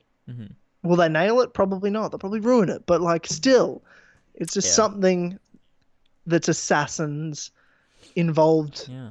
But then, what did the creative director of Odyssey say in the trailer for it? You'll learn why the assassins decided to fight in the dark. I'm like, wait, what? But he's what? That was literally a part of Origins, though. They explain why. Like, it was part of, like, they did a little bit of it in the Hidden Ones, where, like, the Bureau got destroyed, and they were like, oh, we'll live in a cave instead. And then, like, there was, like, we shouldn't be so public with our killing. Like, you know, that was and Darius is not an assassin. Maybe he time travels, I don't know. I mean, he's what Darius is a person who lived a certain way that helped inspire the assassins. That's how I see it. It didn't inspire he wasn't though, because they didn't know about him. No, I'm not saying inspired the Hidden Ones, but like, I think they, well, I mean, he inspired them in the sense of it was his blade that they use, right? Like, that's something. Yeah. But I'm just trying to choose to use it like, the reason he's in the sanctuary, right, is like, well, he's a figure that his impact and what he did and what he created is something that helped build the assassins in the future. Not necessarily the Hidden Ones, but the assassins weren't established. Like, the assassins you see in AC1 aren't what the Hidden Ones are, even at the end of the Hidden Ones DLC, you know what I mean? Like, yeah, they're not the same. There's so much. Something goes a bit wrong. Like, because when you look at the assassins in AC1, it's like a fucking cult. Like, they're not the same. Like, Altair really sort of fixed them up. Because they're a bit of a fucking mess, actually, in Assassin's Creed 1. Like, it's a weird, like, hierarchy system of, like... Yeah, it's really culty. It's nothing like the Hidden Ones. Nothing like what Bayek set up. And Altair sort of... I mean, that was his story, really, wasn't it? Altair was, like, sort of changing the assassins for the better. But yeah, I mean, I like the Darius inclusion. I like that he's wearing the hidden blade, how he's meant to wear it, on the top of his arm instead of under it. I thought that was a cool little detail in the trailer. Yep. But yeah, I don't know whether they'll do a good job or not. No, you never know. But who's making it? I don't know. Is it Sophia question, right? Or is it? Hopefully, they made Curse of the Pharaohs, didn't they? Yeah, they Sophia. Did. Yeah, and Rogue. Yeah, they did a good job. Well, hit and miss. Yeah. You know what I mean? Can't be all great. Yeah, you win some, you lose some. That's it. But going off of that, there's going to be a year off next year. Well, next year will just be like Odyssey still, DLCs and shit, or next year. I don't think we've got all the DLCs announced yet. Like, I think there'll be more. Like, there'll be something at the end of the year. Pass? I don't know necessarily if they might do another season pass, but it might be like, it won't be too. I don't think it'll be as big as like, oh, you've got 3 episodes of this and 3 episodes of this and an AC3 remaster. I think it'll be like maybe one other thing might have 3 episodes and be like at the end of the year it'll come out. Maybe. Yeah, maybe. Like, I don't know. I just think that's something. But potential. There's going to be a game the following year, you'd imagine, which would be 2020. Probably, 2020, 3 years after Origins, by hopefully Ashraf's team. Yeah. It's all pure speculation, but you'd hope, you'd think. You'd hope so. What are you feeling at this current juncture? Mm-hmm. Are you feeling like a Bayek sequel can happen? Not even will happen. Can it even happen? Yeah, it can definitely happen. Just, got to get the right people to say yes. I don't think that team doesn't want to. I think given the opportunity, they'd love to. But will they be allowed to? I mean, I don't know. Is that why, like, maybe, I don't know. Were they waiting to see the feedback of Origins to go to be like, right, well, then let's do another Bayek story, because we still haven't got Bayek in a comic yet. Like, they haven't done anything with this highly popular character, which is unlike Ubisoft. It's really... It's like, straight away, they made comics of Aya. They were like, fuck it, let's just do comics of Aya. But they didn't capitalize on Bayek, which is very unlike them. So Yeah. is that because they are waiting to see the response and to be like, let's wait and see, Yeah. and then if we get a good response, it's worth doing another game. Yeah. Would you want, like, now that Greece has been done, do you just think they should do Rome? ancient Rome, and but then also you'd have to be a bigger map. It wouldn't just be Rome. You'd have Rome and then the surrounding region. Yeah, Would you have like the whole of countryside Italy, or and- would you just have? I just think you need the countryside of, like, don't do the whole fucking. You know what I mean? Like, it'd be too much. Whole of northern to mid, like Italy, the whole thing. Let's have like Florence and everything, but it's not because it's ancient times, so it's Yeah. not. It'd just be other cities. Pompeii.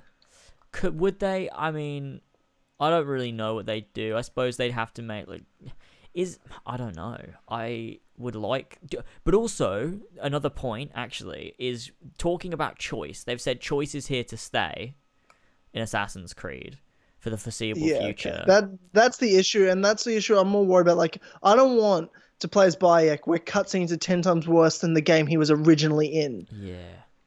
Where he looks like a spastic. You know what I mean? Yeah, Like, I don't want that. But if it's the Origins Black Flag team, I feel like there's got to be that level of polish they always add to their games. Like, but will they have the time to do it? I don't know. I mean, they're passionate about what they do. Like they said, like they fought to keep their team together after Black Flag when Ubisoft wanted to split them up. You know, they like when Origins are released, you saw Ashraf on Twitter interacting with people, asking people questions about the game. They actively made changes that people were talking about and wanted in the game. Like the community I think it's the best it's ever been when Origins launched. Like the way the devs love the interact whole with the community. stuff. Like I feel that I feel confident in Ashraf's team, even though it's not his team. Like he's not the leader of the team, but his team to add that polish. He's the face of the team, though. He is. But the question is, will they remove the male-female choice from the game, or will that stay now? Because Ubisoft I feel like they're always a bit apprehensive to remove features like that from their games once they're in them. Yeah. Would they you choose between Bayek or Aya and then play the same story, or? Oh god, see that's fucking. I would rather and I said this. Someone said this to me today, like, or even if you just want choice, you can choose as Aya. I'm like, no, this is something. When it comes to a Bayek sequel, it's something I'm not compromising on. Yeah. I want a Bayek sequel, and I play as Bayek, and that is fucking it. There's no compromising. There's no maybe it. No, there's just Bayek, and I'm playing as Bayek. Eat my dick. Yeah, I agree. But that's it. It's not something I'll ever compromise on. How like, are they either give it to me. Because I'll tell you, it's real easy. It's real easy. What you do is you write a story with Bayek in it, and then make that game. Yeah. And don't have choices. Ideally, I agree, but they can't, can they? They're not going to. I can't. That's the thing that's holding me back. Like, I'm like, a Bayek sequel they could easily do. But Assassin's Creed has changed so much for, like, the worst since Origins that it's like, they can't just go back and make Origins 2. Like, it's not going to work the same. I'd love them to, let's but... put Beck make these RPG, fucking things, Yeah. And let the Ashraf's team make real Assassin's Creed games. I'd like them with assassins in them. Yeah. You know what I mean? That'd be great. I don't know. I don't know what they're gonna do. I still would love to see a Bayek sequel. But as long as it is a Bayek sequel and not a, Bayek or Aya. Yeah. Bayek sequel. We'll get fucked. Yeah, I hope so. I'd love to see it. It's weird though. They'd have to remove all of the first Civ like combat stuff. They'd have to put the shield back in.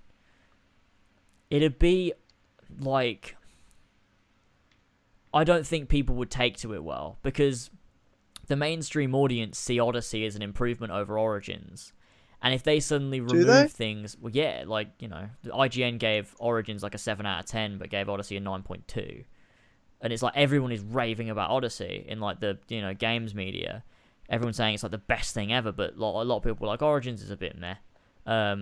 So if they were going to do a Bayek sequel, obviously if they were going to do it, they'd have to get the lore right. So you can't have like all these special first Civ abilities, because Bayek doesn't seem to have first Civ DNA, because the apple doesn't react to him.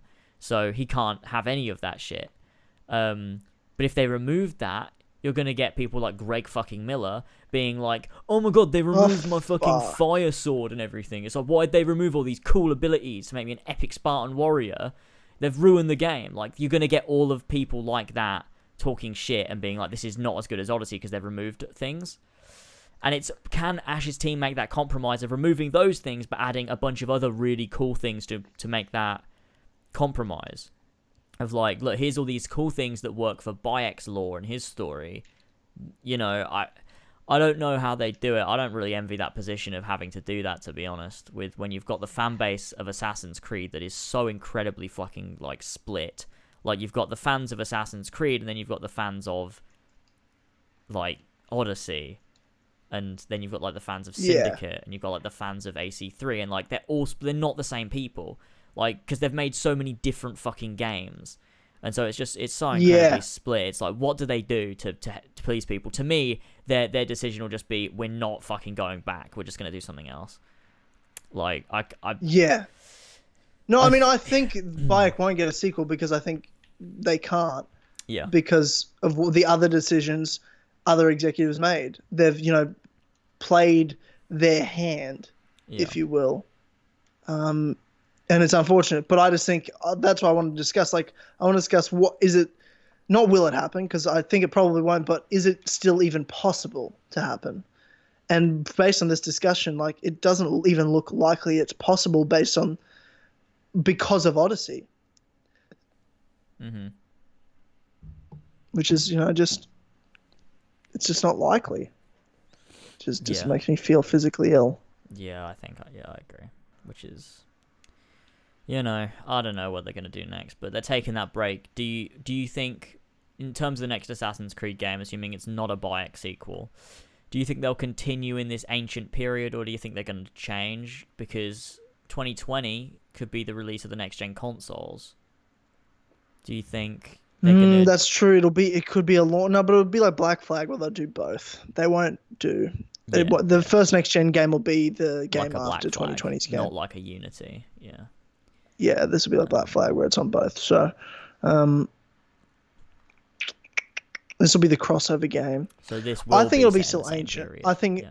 I think it'll be set in the same period. I think they're doing ancient Rome. I think you have to. Yeah. You can't leave ancient period without doing Rome. But they'll do it in, I think like, that's 80. Safe bets. Like the year 80 or something, so they can have the Colosseum or something. Like, I don't know. Or like and the year assassins 100. in there. Like, I'm sure they'll have assassins in the next game. You'd have to think, right? Like, even if they don't have it be a Bayek sequel, they have it. I would still love that storyline of, even if you're Bayek, like an apprentice of Bayek's in there. You know what I mean? Mm-hmm. And whoever you're playing as is like his apprentice or whatever. I don't know. Me off, actually. Yeah, but it's better than nothing. You know what I mean? At least you could tell what happened with the assassin. Because I still want to know, like, how the assassins continued to develop. As long as you're playing as a good character. Like, as long as the character I want the good. Brotherhood system back, and, like, you see Bayek's time kind of pass, and the next first mentor after the founder, happens. Like, what's that story like? Yeah. Like, when the who's original the mentor, founder of the assassins dies, like, how does the assassin stay together when the person that built them's gone? That'd be an how interesting... did it become? Story. How did it become a group? Because it's one thing when someone creates a group that they created and they're the leader, but when they go, how does it then stay cemented so strongly that it lives for thousands of years? That's the story I want to know. It's the person that came after Bayek and Aya. That's the one that, it's a make or break. When those people die in Aya and Bayek, it's a make or break. It's either this becomes a group that lives forever, which it did, or it becomes a group that disbands forever. Yeah. And it's a group that did live forever. So how did that happen? I want to know. Yeah. Tell me that story. I thought up an idea that I think would be cool and would easily tie it into the first Civ Modern Day story they've been telling. Is Layla's trying to figure out, it seems, a way to read time the same way that Isu can read time, like with that whole sixth sense thing. Yeah. And so what I thought could be interesting is maybe there's an artifact. I believe the Spear of Leonidas does slightly, but maybe there could be another artifact or a temple or something that allows people to do that easier, like to be able to read time, that sort of like aids you in that. So perhaps Yep. Bayek could find that at some point in his life. Maybe that's somewhere, and he finds this tool or this temple to help people read through time. And the whole story of the game, it could be Bayek is getting older, and his conflict is he doesn't know if this order is going to live past him, and that's his continual conflict throughout the game. Like he can come up with the social stealth and the tenets and nothing is true, everything is permitted and all of this stuff, and it's set like there you've got all the pieces of the creed, but he doesn't know if it's going to live past him, and that could then tie in to then him finding this thing that allows to read time, which would show him as well, like he could see glimpses into the future of the creed, because it's something that's playing on his mind. Like the temple would tap into that, and he could see these glimpses of like Altair and Ezio and all these things. And to Bayek, it's like he sees that, like to have Bayek see that his creed and his order that's so personal to him lives for thousands of years, I think would be a really nice moment and a really cool moment to tie up his story. And then that could also tie into the modern day with Layla finding this thing that would help her, be able to read time. And I thought that'd be a really nice way of doing it. Yeah, that would be cool, actually. Which they won't do. But no, they won't, of course. I mean, they won't even get close. Any of our good ideas have never been done, ever, at any point. But Never. I know, for sure. Yeah. That's just so sad. But I think, those are two good ideas. Yeah. I'd love to see. Fuck. God, we're way better than Ubisoft in every way. I said this the other Everyone day. in the companies. What we should do Everyone in is the company sucks. the 4 pillars should become super fucking rich so we can buy Ubisoft, and then we can rename Ubisoft to the 4 pillars, and we just make really good Assassin's Creed games and make lots of money as well. And that's it. And make make Watch Dogs 3. We make Watch Dogs 3. But you play as fucking Aiden, for God's sake. Yes, and it's amazing. We'd make it amazing. Yeah, we would. That we would. Assassin's Creed 3 remaster, that's happening. I know we skimmed over that at one point, but we got some details of it, and it's kind of more than I expected.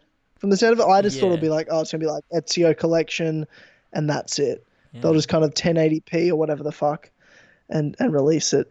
But AC3 Remaster sounds like it's going to be a bit more.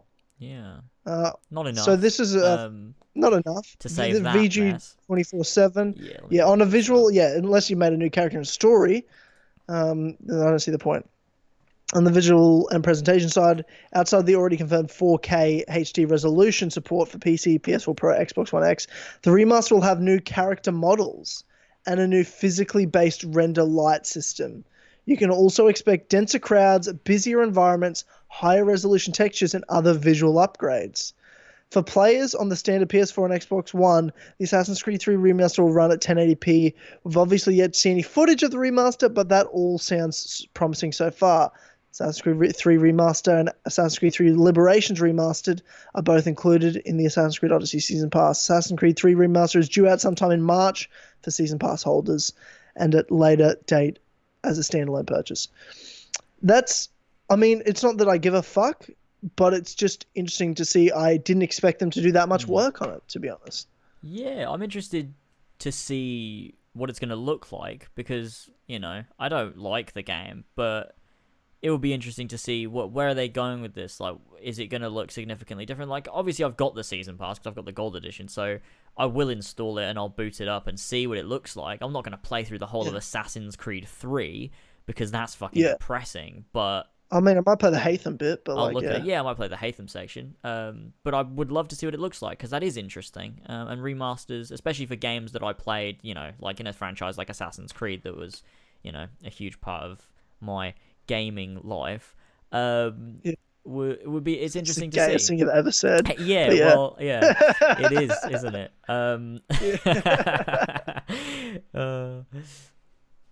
Gaming. But yeah, I'm interested to see. They've said, like, but I wonder if they'll change the HUD, because a lot of people do not like the HUD for Assassin's Creed 3. The HUD's fucking terrible. Yeah, exactly. I wonder how much they'll change. I'd like to see them change, writing, characters, actors, things like that, story. preferably. Yeah, for sure. But I don't know, man. I don't know. So who knows? But Yeah. I mean, I'm just surprised, and I'll say it, impressed that they're actually going to that much effort. Yeah. I'm surprised. Yeah, they should put in Connor's speech. Everyone's saying that in the chat. Just whack that in at the end. Why not? Yeah, I agree. Yeah, for sure. I got a question for people, by the way, like without a spoiler for Odyssey. I'm just interested to know if people know where this is. It's an artifact I'm looking for. That's all I'm saying. And it's in Lesbos. Have you tried Googling And I it? don't know where that is on the map. I've looked everywhere, and there's nowhere called Lesbos. There's Lemnos. Oh no, Lesbos, I found it. Never mind, I can't believe I didn't know. It's the final fucking island. I just didn't look that far. I was like, surely it's not that one. Oh no, it is that one. It's the level 50 max level island. Cool, never mind then. Never mind, don't worry about it. We good. Job. Yeah, sorry. My bad, guys. No, false alarm. Everybody stop Googling. We're good. Okay. We're good. Cool. I know you were all worried there for a second. I was. But it's fine. Yeah, I know you were. You were freaking out, I could tell. Yeah, You're frantic typing. I was afraid. Okay, right. Well, I assume that's all the Assassin's Creed talk. No, there's one more thing. Right, I know why. Loomer. I just want to address this, the Loomer stuff that's going on this week. Like, do you want to talk about, like, the whole rider blocking him, like, that shit? Like, because we've talked about it last podcast, but just kind of follow up from there. Do you want to explain it? Let me get it up real quick, and I'll have a little look here. So, okay. If you don't know who Loomer is, fuck. But yeah, anyway. So we've got here. Oh, well, hang on a minute. I need to fix this. This is not in the right place at all. Let me just transform and then fit that to the screen. There we go. So then, there we go. Okay, so here's Loomer's tweet. So Loomer put out a video a little while ago here called, it's one of his Illumination series. It's like video essays on Assassin's Creed. So great videos. This is one called Assassin's Creed Odyssey and the False Law of Historical Equality, where he talks about the fact that, Alexios and Cassandra shouldn't be treated the same, in this ancient period. It doesn't really make any sense, etc. And that it would be better to have a game where it's just Cassandra and they actually tackle some of the issues of the period and have it show, what was historical sexism like, and the fact that Cassandra is from this bloodline would mean she's stronger, and maybe that would, there'd be that sort of conflict there between historical accuracy and whatever. But so that happened, and he's been talking recently about having these issues with Ubisoft Quebec, and how they've dealt with him and talked to him over the past little while. Like he said, Amar called him entitled and problematic and offensive. In what he said. I don't think Amar called him problematic and offensive. Amar just called him entitled. But other people called him offensive and problematic. So just to be very clear cool. about that. Right. Amar as far as we know, I think Amar just said he was entitled. Okay. Cool. Apparently. Well, according to Loomer. Allegedly is the word I should use, just for legal purposes. Allegedly. So there's I didn't see him say it. I didn't hear him say it, but allegedly, yeah. But so Loomer said that, and he's talked about all that stuff. And then recently here, he's tweeted out saying, so this is sort of like as a response to sort of him being confused about what's going on and tweeting about Ubisoft and stuff. I don't really know, but he starts the tweet with, "I would guess this is your answer. As far as I know, I've never even tweeted at Mel, who is the lead writer for Assassin's Creed Odyssey." What the fuck is this acronym? I keep forgetting. FWIW. For what it's worth, having chatted with Mel in Quebec and LA, I think she's a cool, smart, passionate person who I happen to disagree with on some points, but this is sadly pretty representative of Ubisoft and AC in 2018. And then he posts, obviously, his Illuminations video, along with some comments he's gotten, and then a screenshot of Mel having blocked him on Twitter after, he never actually interacted with her, as far as he knows. Maybe he did, but Loomer being Loomer, I don't think he would have said anything too egregious. But that's what's happened there, and that's sort of like as a result of, I guess, constructive criticism. And he says, like, he's talked about it in the AC Reddit Discord and to people on Twitter in replies, basically saying, like, you know, this is pretty representative of his entire experience dealing with Ubisoft Quebec, which is very different to his dealings with Ubisoft Montreal. It's all a bit strange. I don't really know what to make of it, to be honest. And we just got another super chat there. Bowling Alley's playing again, isn't it? In my ear. Yeah. So we'll wait for that to just pass. The good old lads. That was it. Just the good old lads. Well, okay, cool. What I wanted to say was just about this Loomer stuff. That people were starting the hashtag Loomer on KCC or whatever to get him on the podcast, hear this story. Like, well, what's going on? What's the story? And just to give people an update. Like, that's cool. I want him on the podcast and stuff. I reached out to him, and like we're all on good terms with Loomer, and I have absolutely nothing but nice things to say about him. But that probably won't happen anytime soon.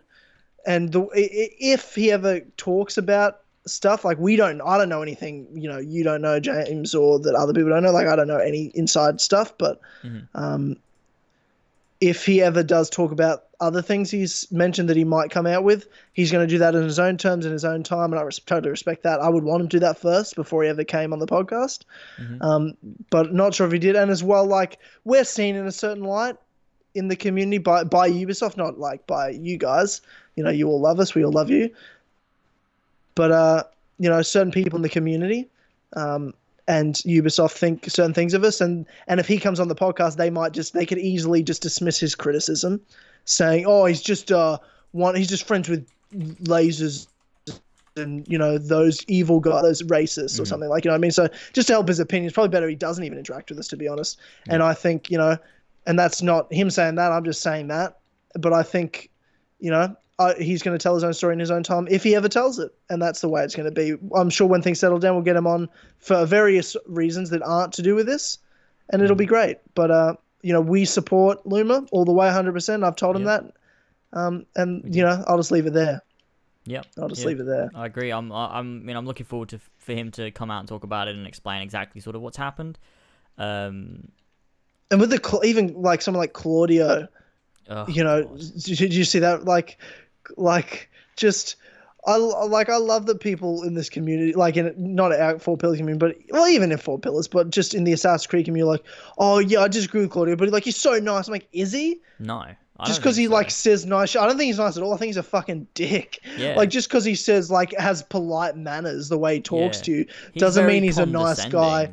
He's condescending. Yeah, he's a patronizing, condescending dick that thinks he's always right. That's the only impression I've ever gotten from Claudio. Can't take any criticism whatsoever. No. And he's a bit of a sensitive crybaby. That's what I think of him. I don't think he's nice at all. No. I'm sure he has good manners. He knows how to speak well and make it look like he is. But I'm just sick of this bullshit of him, and I would say this to his fucking face. So he can say whatever he wants, and if I don't give a fuck if he hears this. Like, whatever. No, yeah, for sure. Like, seeing honestly, what he said to Loomer, seeing the shit he said to Loomer, fuck that guy. You're a fucking idiot. You are an idiot. Loomer's been nothing but one of the nicest, always the most reasonable people I've ever known. He's always balancing what he says, a way better person than I am. And to see the way Claudio was talking to him, I'm that he's just malicious. That's all that looks like. Like, he's just being a horrible fucking person. I'm sorry to see who you've become, Loomer, or David. Seeing your behavior, you fucking condescending piece of shit. Condescending prick. Yeah, Jesus you're a fucking Christ. dick. Fuck you. Hey, bro, fuck you. So if you ever said that shit to his face, oh my God. I know. Because I'd say this shit I'm saying to your face, Claudio. Fuck you. Fuck you. Yeah. And I don't give a shit about trying to look nice in front of you. So I don't give a fuck. You know what I mean? We're going to nothing to lose. We're going to be actually real. Whereas people like that want to be liked, which is who someone like Claudio is, someone that wants to be liked. And there's heaps. It's not just him. There's so many people in the Assassin's Creed community that Ubisoft love that aren't real. They're fake people because they just want to be liked, and they behave like fake people. People listen to us and actually talk to us and trust us because we're real. We have nothing to, gain. Yeah. We have nothing to prove. We're not trying to Ubisoft to like us. That they already hate us, and we just keep saying it how it is, and we're going to continue to say how it is, whether we're right or wrong. Like, we're wrong plenty of times, but it doesn't mean everything we say we actually believe, though, and it's not going to be so other people like us. It's not going to be so that other people agree with us, and it's not going to be to look a certain way other than look like who we are and what we actually think. Yeah, and that's just the end of it. But seeing that whole Loomer situation and people talking shit to him like that, lots of people, not just Claudio, but he's just like a main person known in the community that was talking shit that I just thought was so disgusting and actually made me sick reading like the conversations. I'm like, how could you talk to someone that's so nice, polite, and literally didn't do anything wrong, and you're treating him like he's a changed man, like he's some evil guy now, just because he actually has a mind of his own, and now he disagrees with you? Oh, it's so dumb. Like, it's so dumb. Like, Claudio thinks he's so fucking high and mighty, and like he's this, you know, he's such a fucking good person.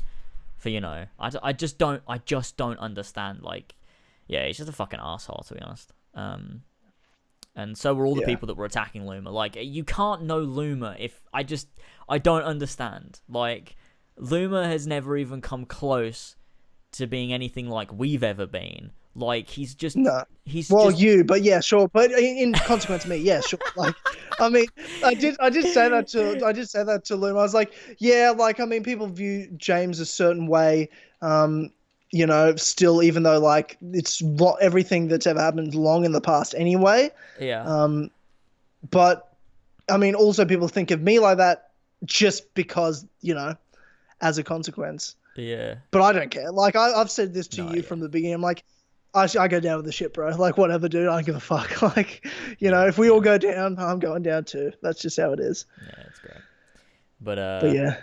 But yeah, well, I mean, Loomer's great, and he got so much shit. Like, there was a bunch of people, like, there's a bunch of people supporting him, and then there's a bunch of people like just talking shit. Like, he had that big thread with I don't know, I can't remember what her name was, but you know, that was just saying like, basically just saying, you know, he's a horrible sexist that wants women to feel oppressed when they play video games, and like, it's disgusting. Like, I couldn't, I just don't know. That's fucking hilarious. So ridiculous. I never thought Loomer ridiculous. would be on the receiving end of, you know, this sort of shit. Like, it's just so weird. They'll fucking attack anyone. I just don't know. Yeah. But yeah. Anyway, 4 pillars stand with Loomer. We've got his back. Even from a distance, he might not want to be a part of this. Fair enough, but like, we've got his back nonetheless. For sure. I didn't know this. So, I just completed a like, what's it called? A cult line and unlocked the Sage. Because I just got that Achilles armor that I want. I got the helmet. Okay. And everything leveled up of that armor set to my level. Oh, yeah. When you get all of it, it levels up to your level. I didn't know that. I didn't have to fucking upgrade it or anything. I'm like, that's fucking great. Yeah. That's fucking great. Yeah, that is helpful. When you complete a set, it just levels it up.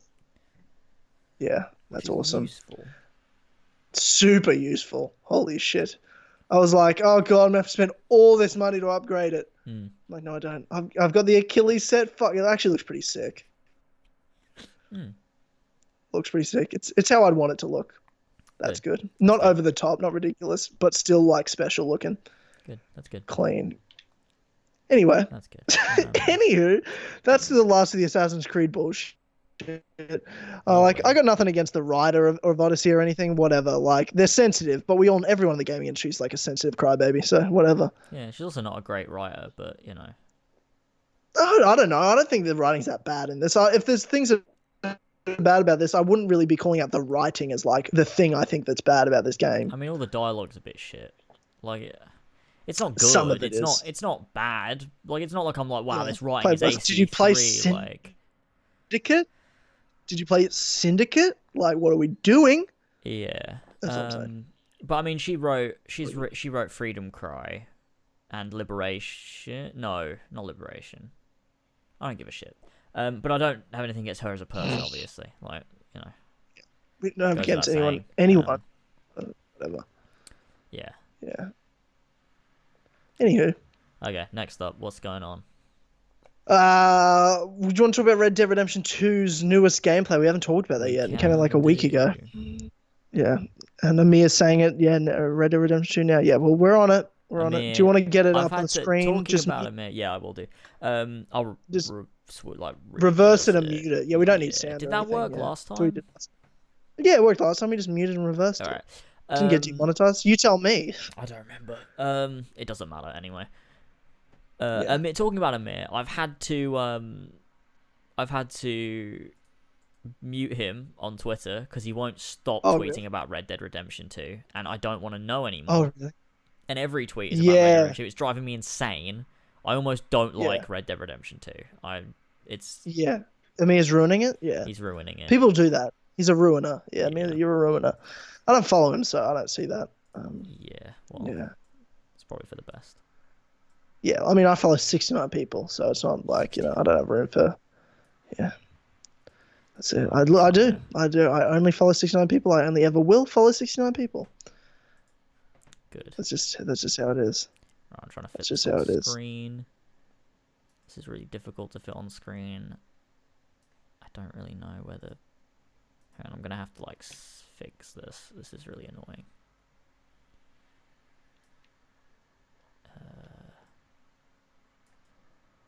Jesus Christ.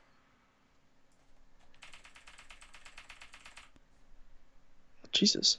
Sorry. It's so difficult to fit it onto the thing without it being the wrong size. Right, there we go. And then I'll flip it. Transform, flip horizontally. Sweet. Okay. So here we go. Okay, I've got it up.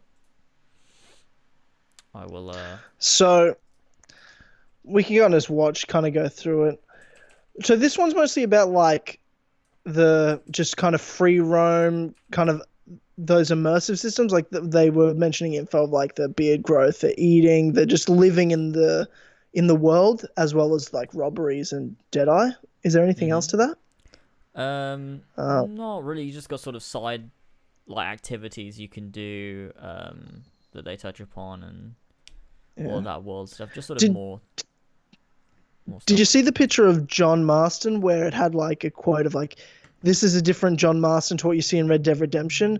Arthur Morgan described him as dumb as a doorknob. Oh yeah, I think that might be where I saw it. I was but I did see it. Dumb as a doorknob and as dull as he's dull and boring and dumb.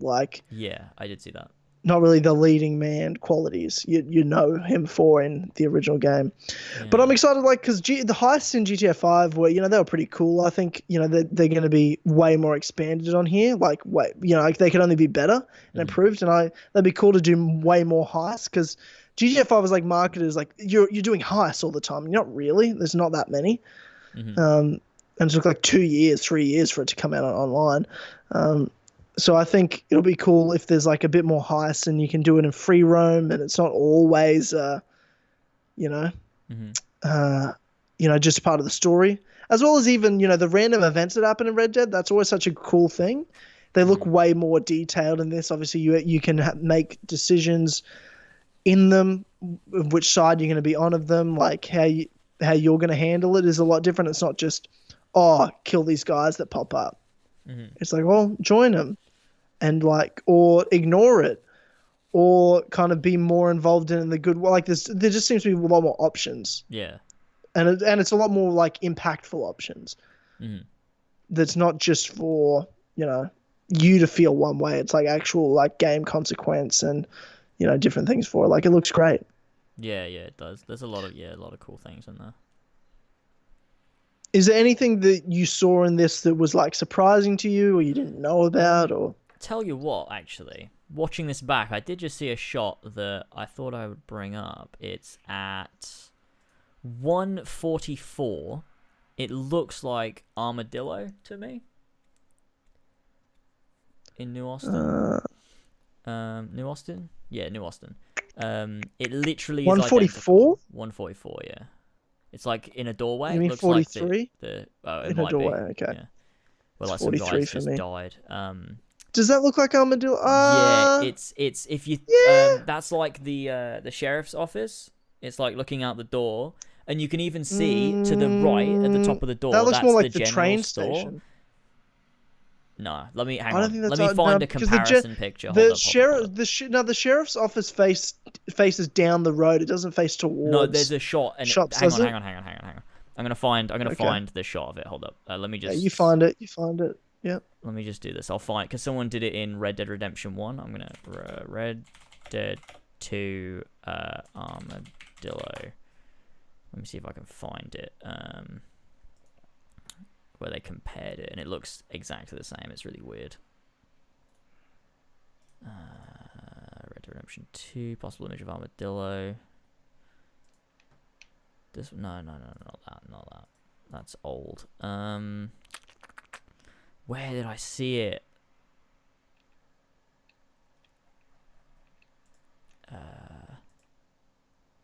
Red Dead Redemption 2 gameplay part 2.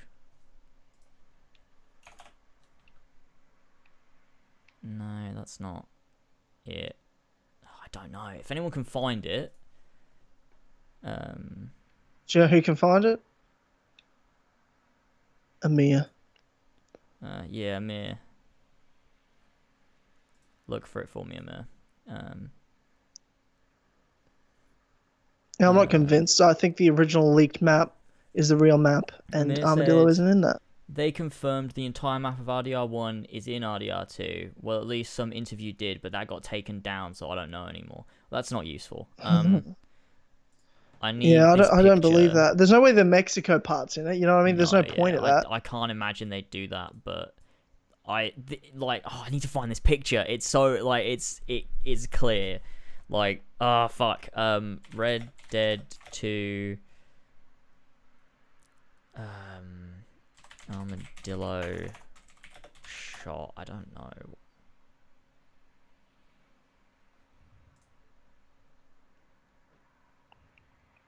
Amir said he'll find it. It might be on Discord. I remember posting it in Discord, so I might have pinned it. 99% sure the shot is from Armadillo. That is the worst comparison shot I've ever seen in my life. But that is the same sort of thing I'm talking about, but like the camera's not angled quite right. But it does look the same. Hold up, I'll put it up on stream. I'll send it to you on Skype. If Amir can find a better one, that'd be great. But this is right. There you go. Okay. Let me just.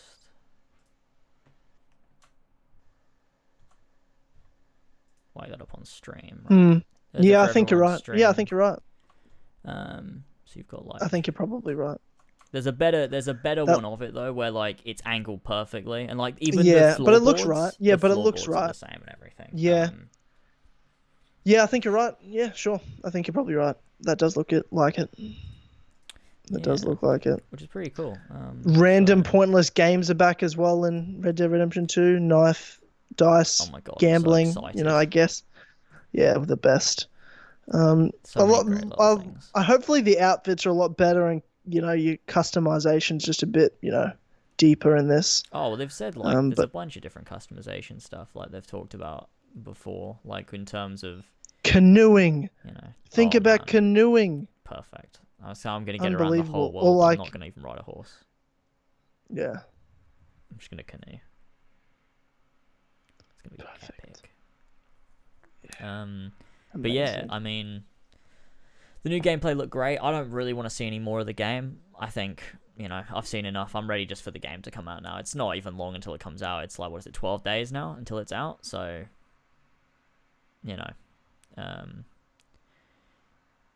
that's all good. So, yeah.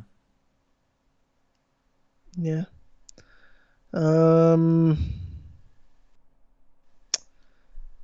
Yeah, I don't think there's anything massive that like you didn't really already know was coming. Like it's cool to see the first person's in it, which is cool, I guess. But I just don't know who wants to play this in first person.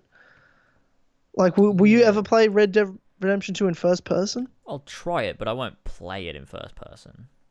Like, I'll look at it, I'll be like, oh, this is, like, you know, I'll try it out, I'll explore a little bit and see if it's any good. Like, I did that in GTA 5 when it came out on next gen, but, you know. Look, yeah, this game just looks fucking amazing, and I can't wait for it. Oh, here we go. This is a better picture that Amir just posted. Well, this is really good. Let me just... Why is that a video? I don't... Oh, it's because it's, like, fading in and out. I don't need that. Let's... if I just... You know what? I'll whack it up on stream. Hold on.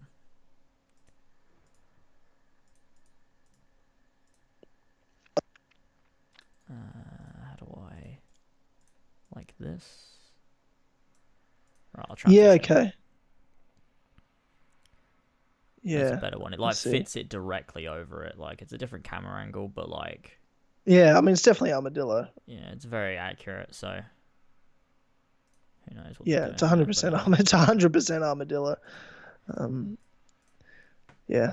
Says that, but yeah, I don't really know what else to talk about from the Red Dead trailer, because it's like, you know, it was that first gameplay trailer was like, wow, we're seeing gameplay for the first time, and that was sort of really great. With the second one, it's like, yeah, it's good to see more, but I'm kind of just ready for the game now. I don't really need to watch any more. You've seen enough now. You feel like? Yeah, I've seen enough. I mean, they'll release a launch trailer, I'm sure. But yeah, I'm just ready for the game. Like, 12 days and it'll be out. So, which is crazy. Did we talk about on Clubhouse the Star Wars show that started filming? The Mandalorian? No, I don't think so. Because that's like, I'm looking at the list. I'm like, we've got stuff we can talk about, but that I thought it was going to be really hard to get even 2 hours in, but we've gone over 2 hours and we've got a few things that aren't major. We wouldn't really normally talk about all this stuff. Main two things are Spider-Man Far From Home, lots of like set photos, the new suit. Yep. And as well with Disney streaming service, we've already talked about in past podcasts, like the Marvel shows they're going to make, or like the mini series they're going to make with like Loki and Scarlet Witch. Yeah. But they're doing The Mandalorian. The first set photo was released, and the first episode, who's directing it is I always forget his name, but he directed Iron Man. He's happy in the Iron Man series, like Jon Favreau. He's directing the first episode of The Mandalorian. All right, cool. And it's just like Boba Fett, picture of Boba Fett. I'm just very... Like, it looks pretty fucking sick. I'm just very sort of... I don't really care about Star Wars anymore. I don't know. I'm a bit tired of it. I'm sure when it comes out, of course I'll watch it, but like, I'm just... I don't know. I've sort of lost my interest in Star Wars with the most recent sort of movies. I just feel a bit about it. I don't know. Fair enough. Yeah, I mean, I'm still excited for 9, but not like majorly, you know. I'll be more excited when it's close, I guess, when we get like a teaser or something, but I don't know. Yeah, sure. I get what you're saying. No, that's cool. That is cool. And Spider-Man Far From Home? Yeah. New suit, black and red. Not that keen on that.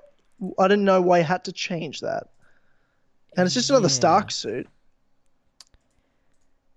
Yeah, I don't know. I when I first saw it, I wasn't like, you know, I wasn't looking at it and being like, oh yeah, this is really good. I was like, it's a bit, I don't know what I think of it.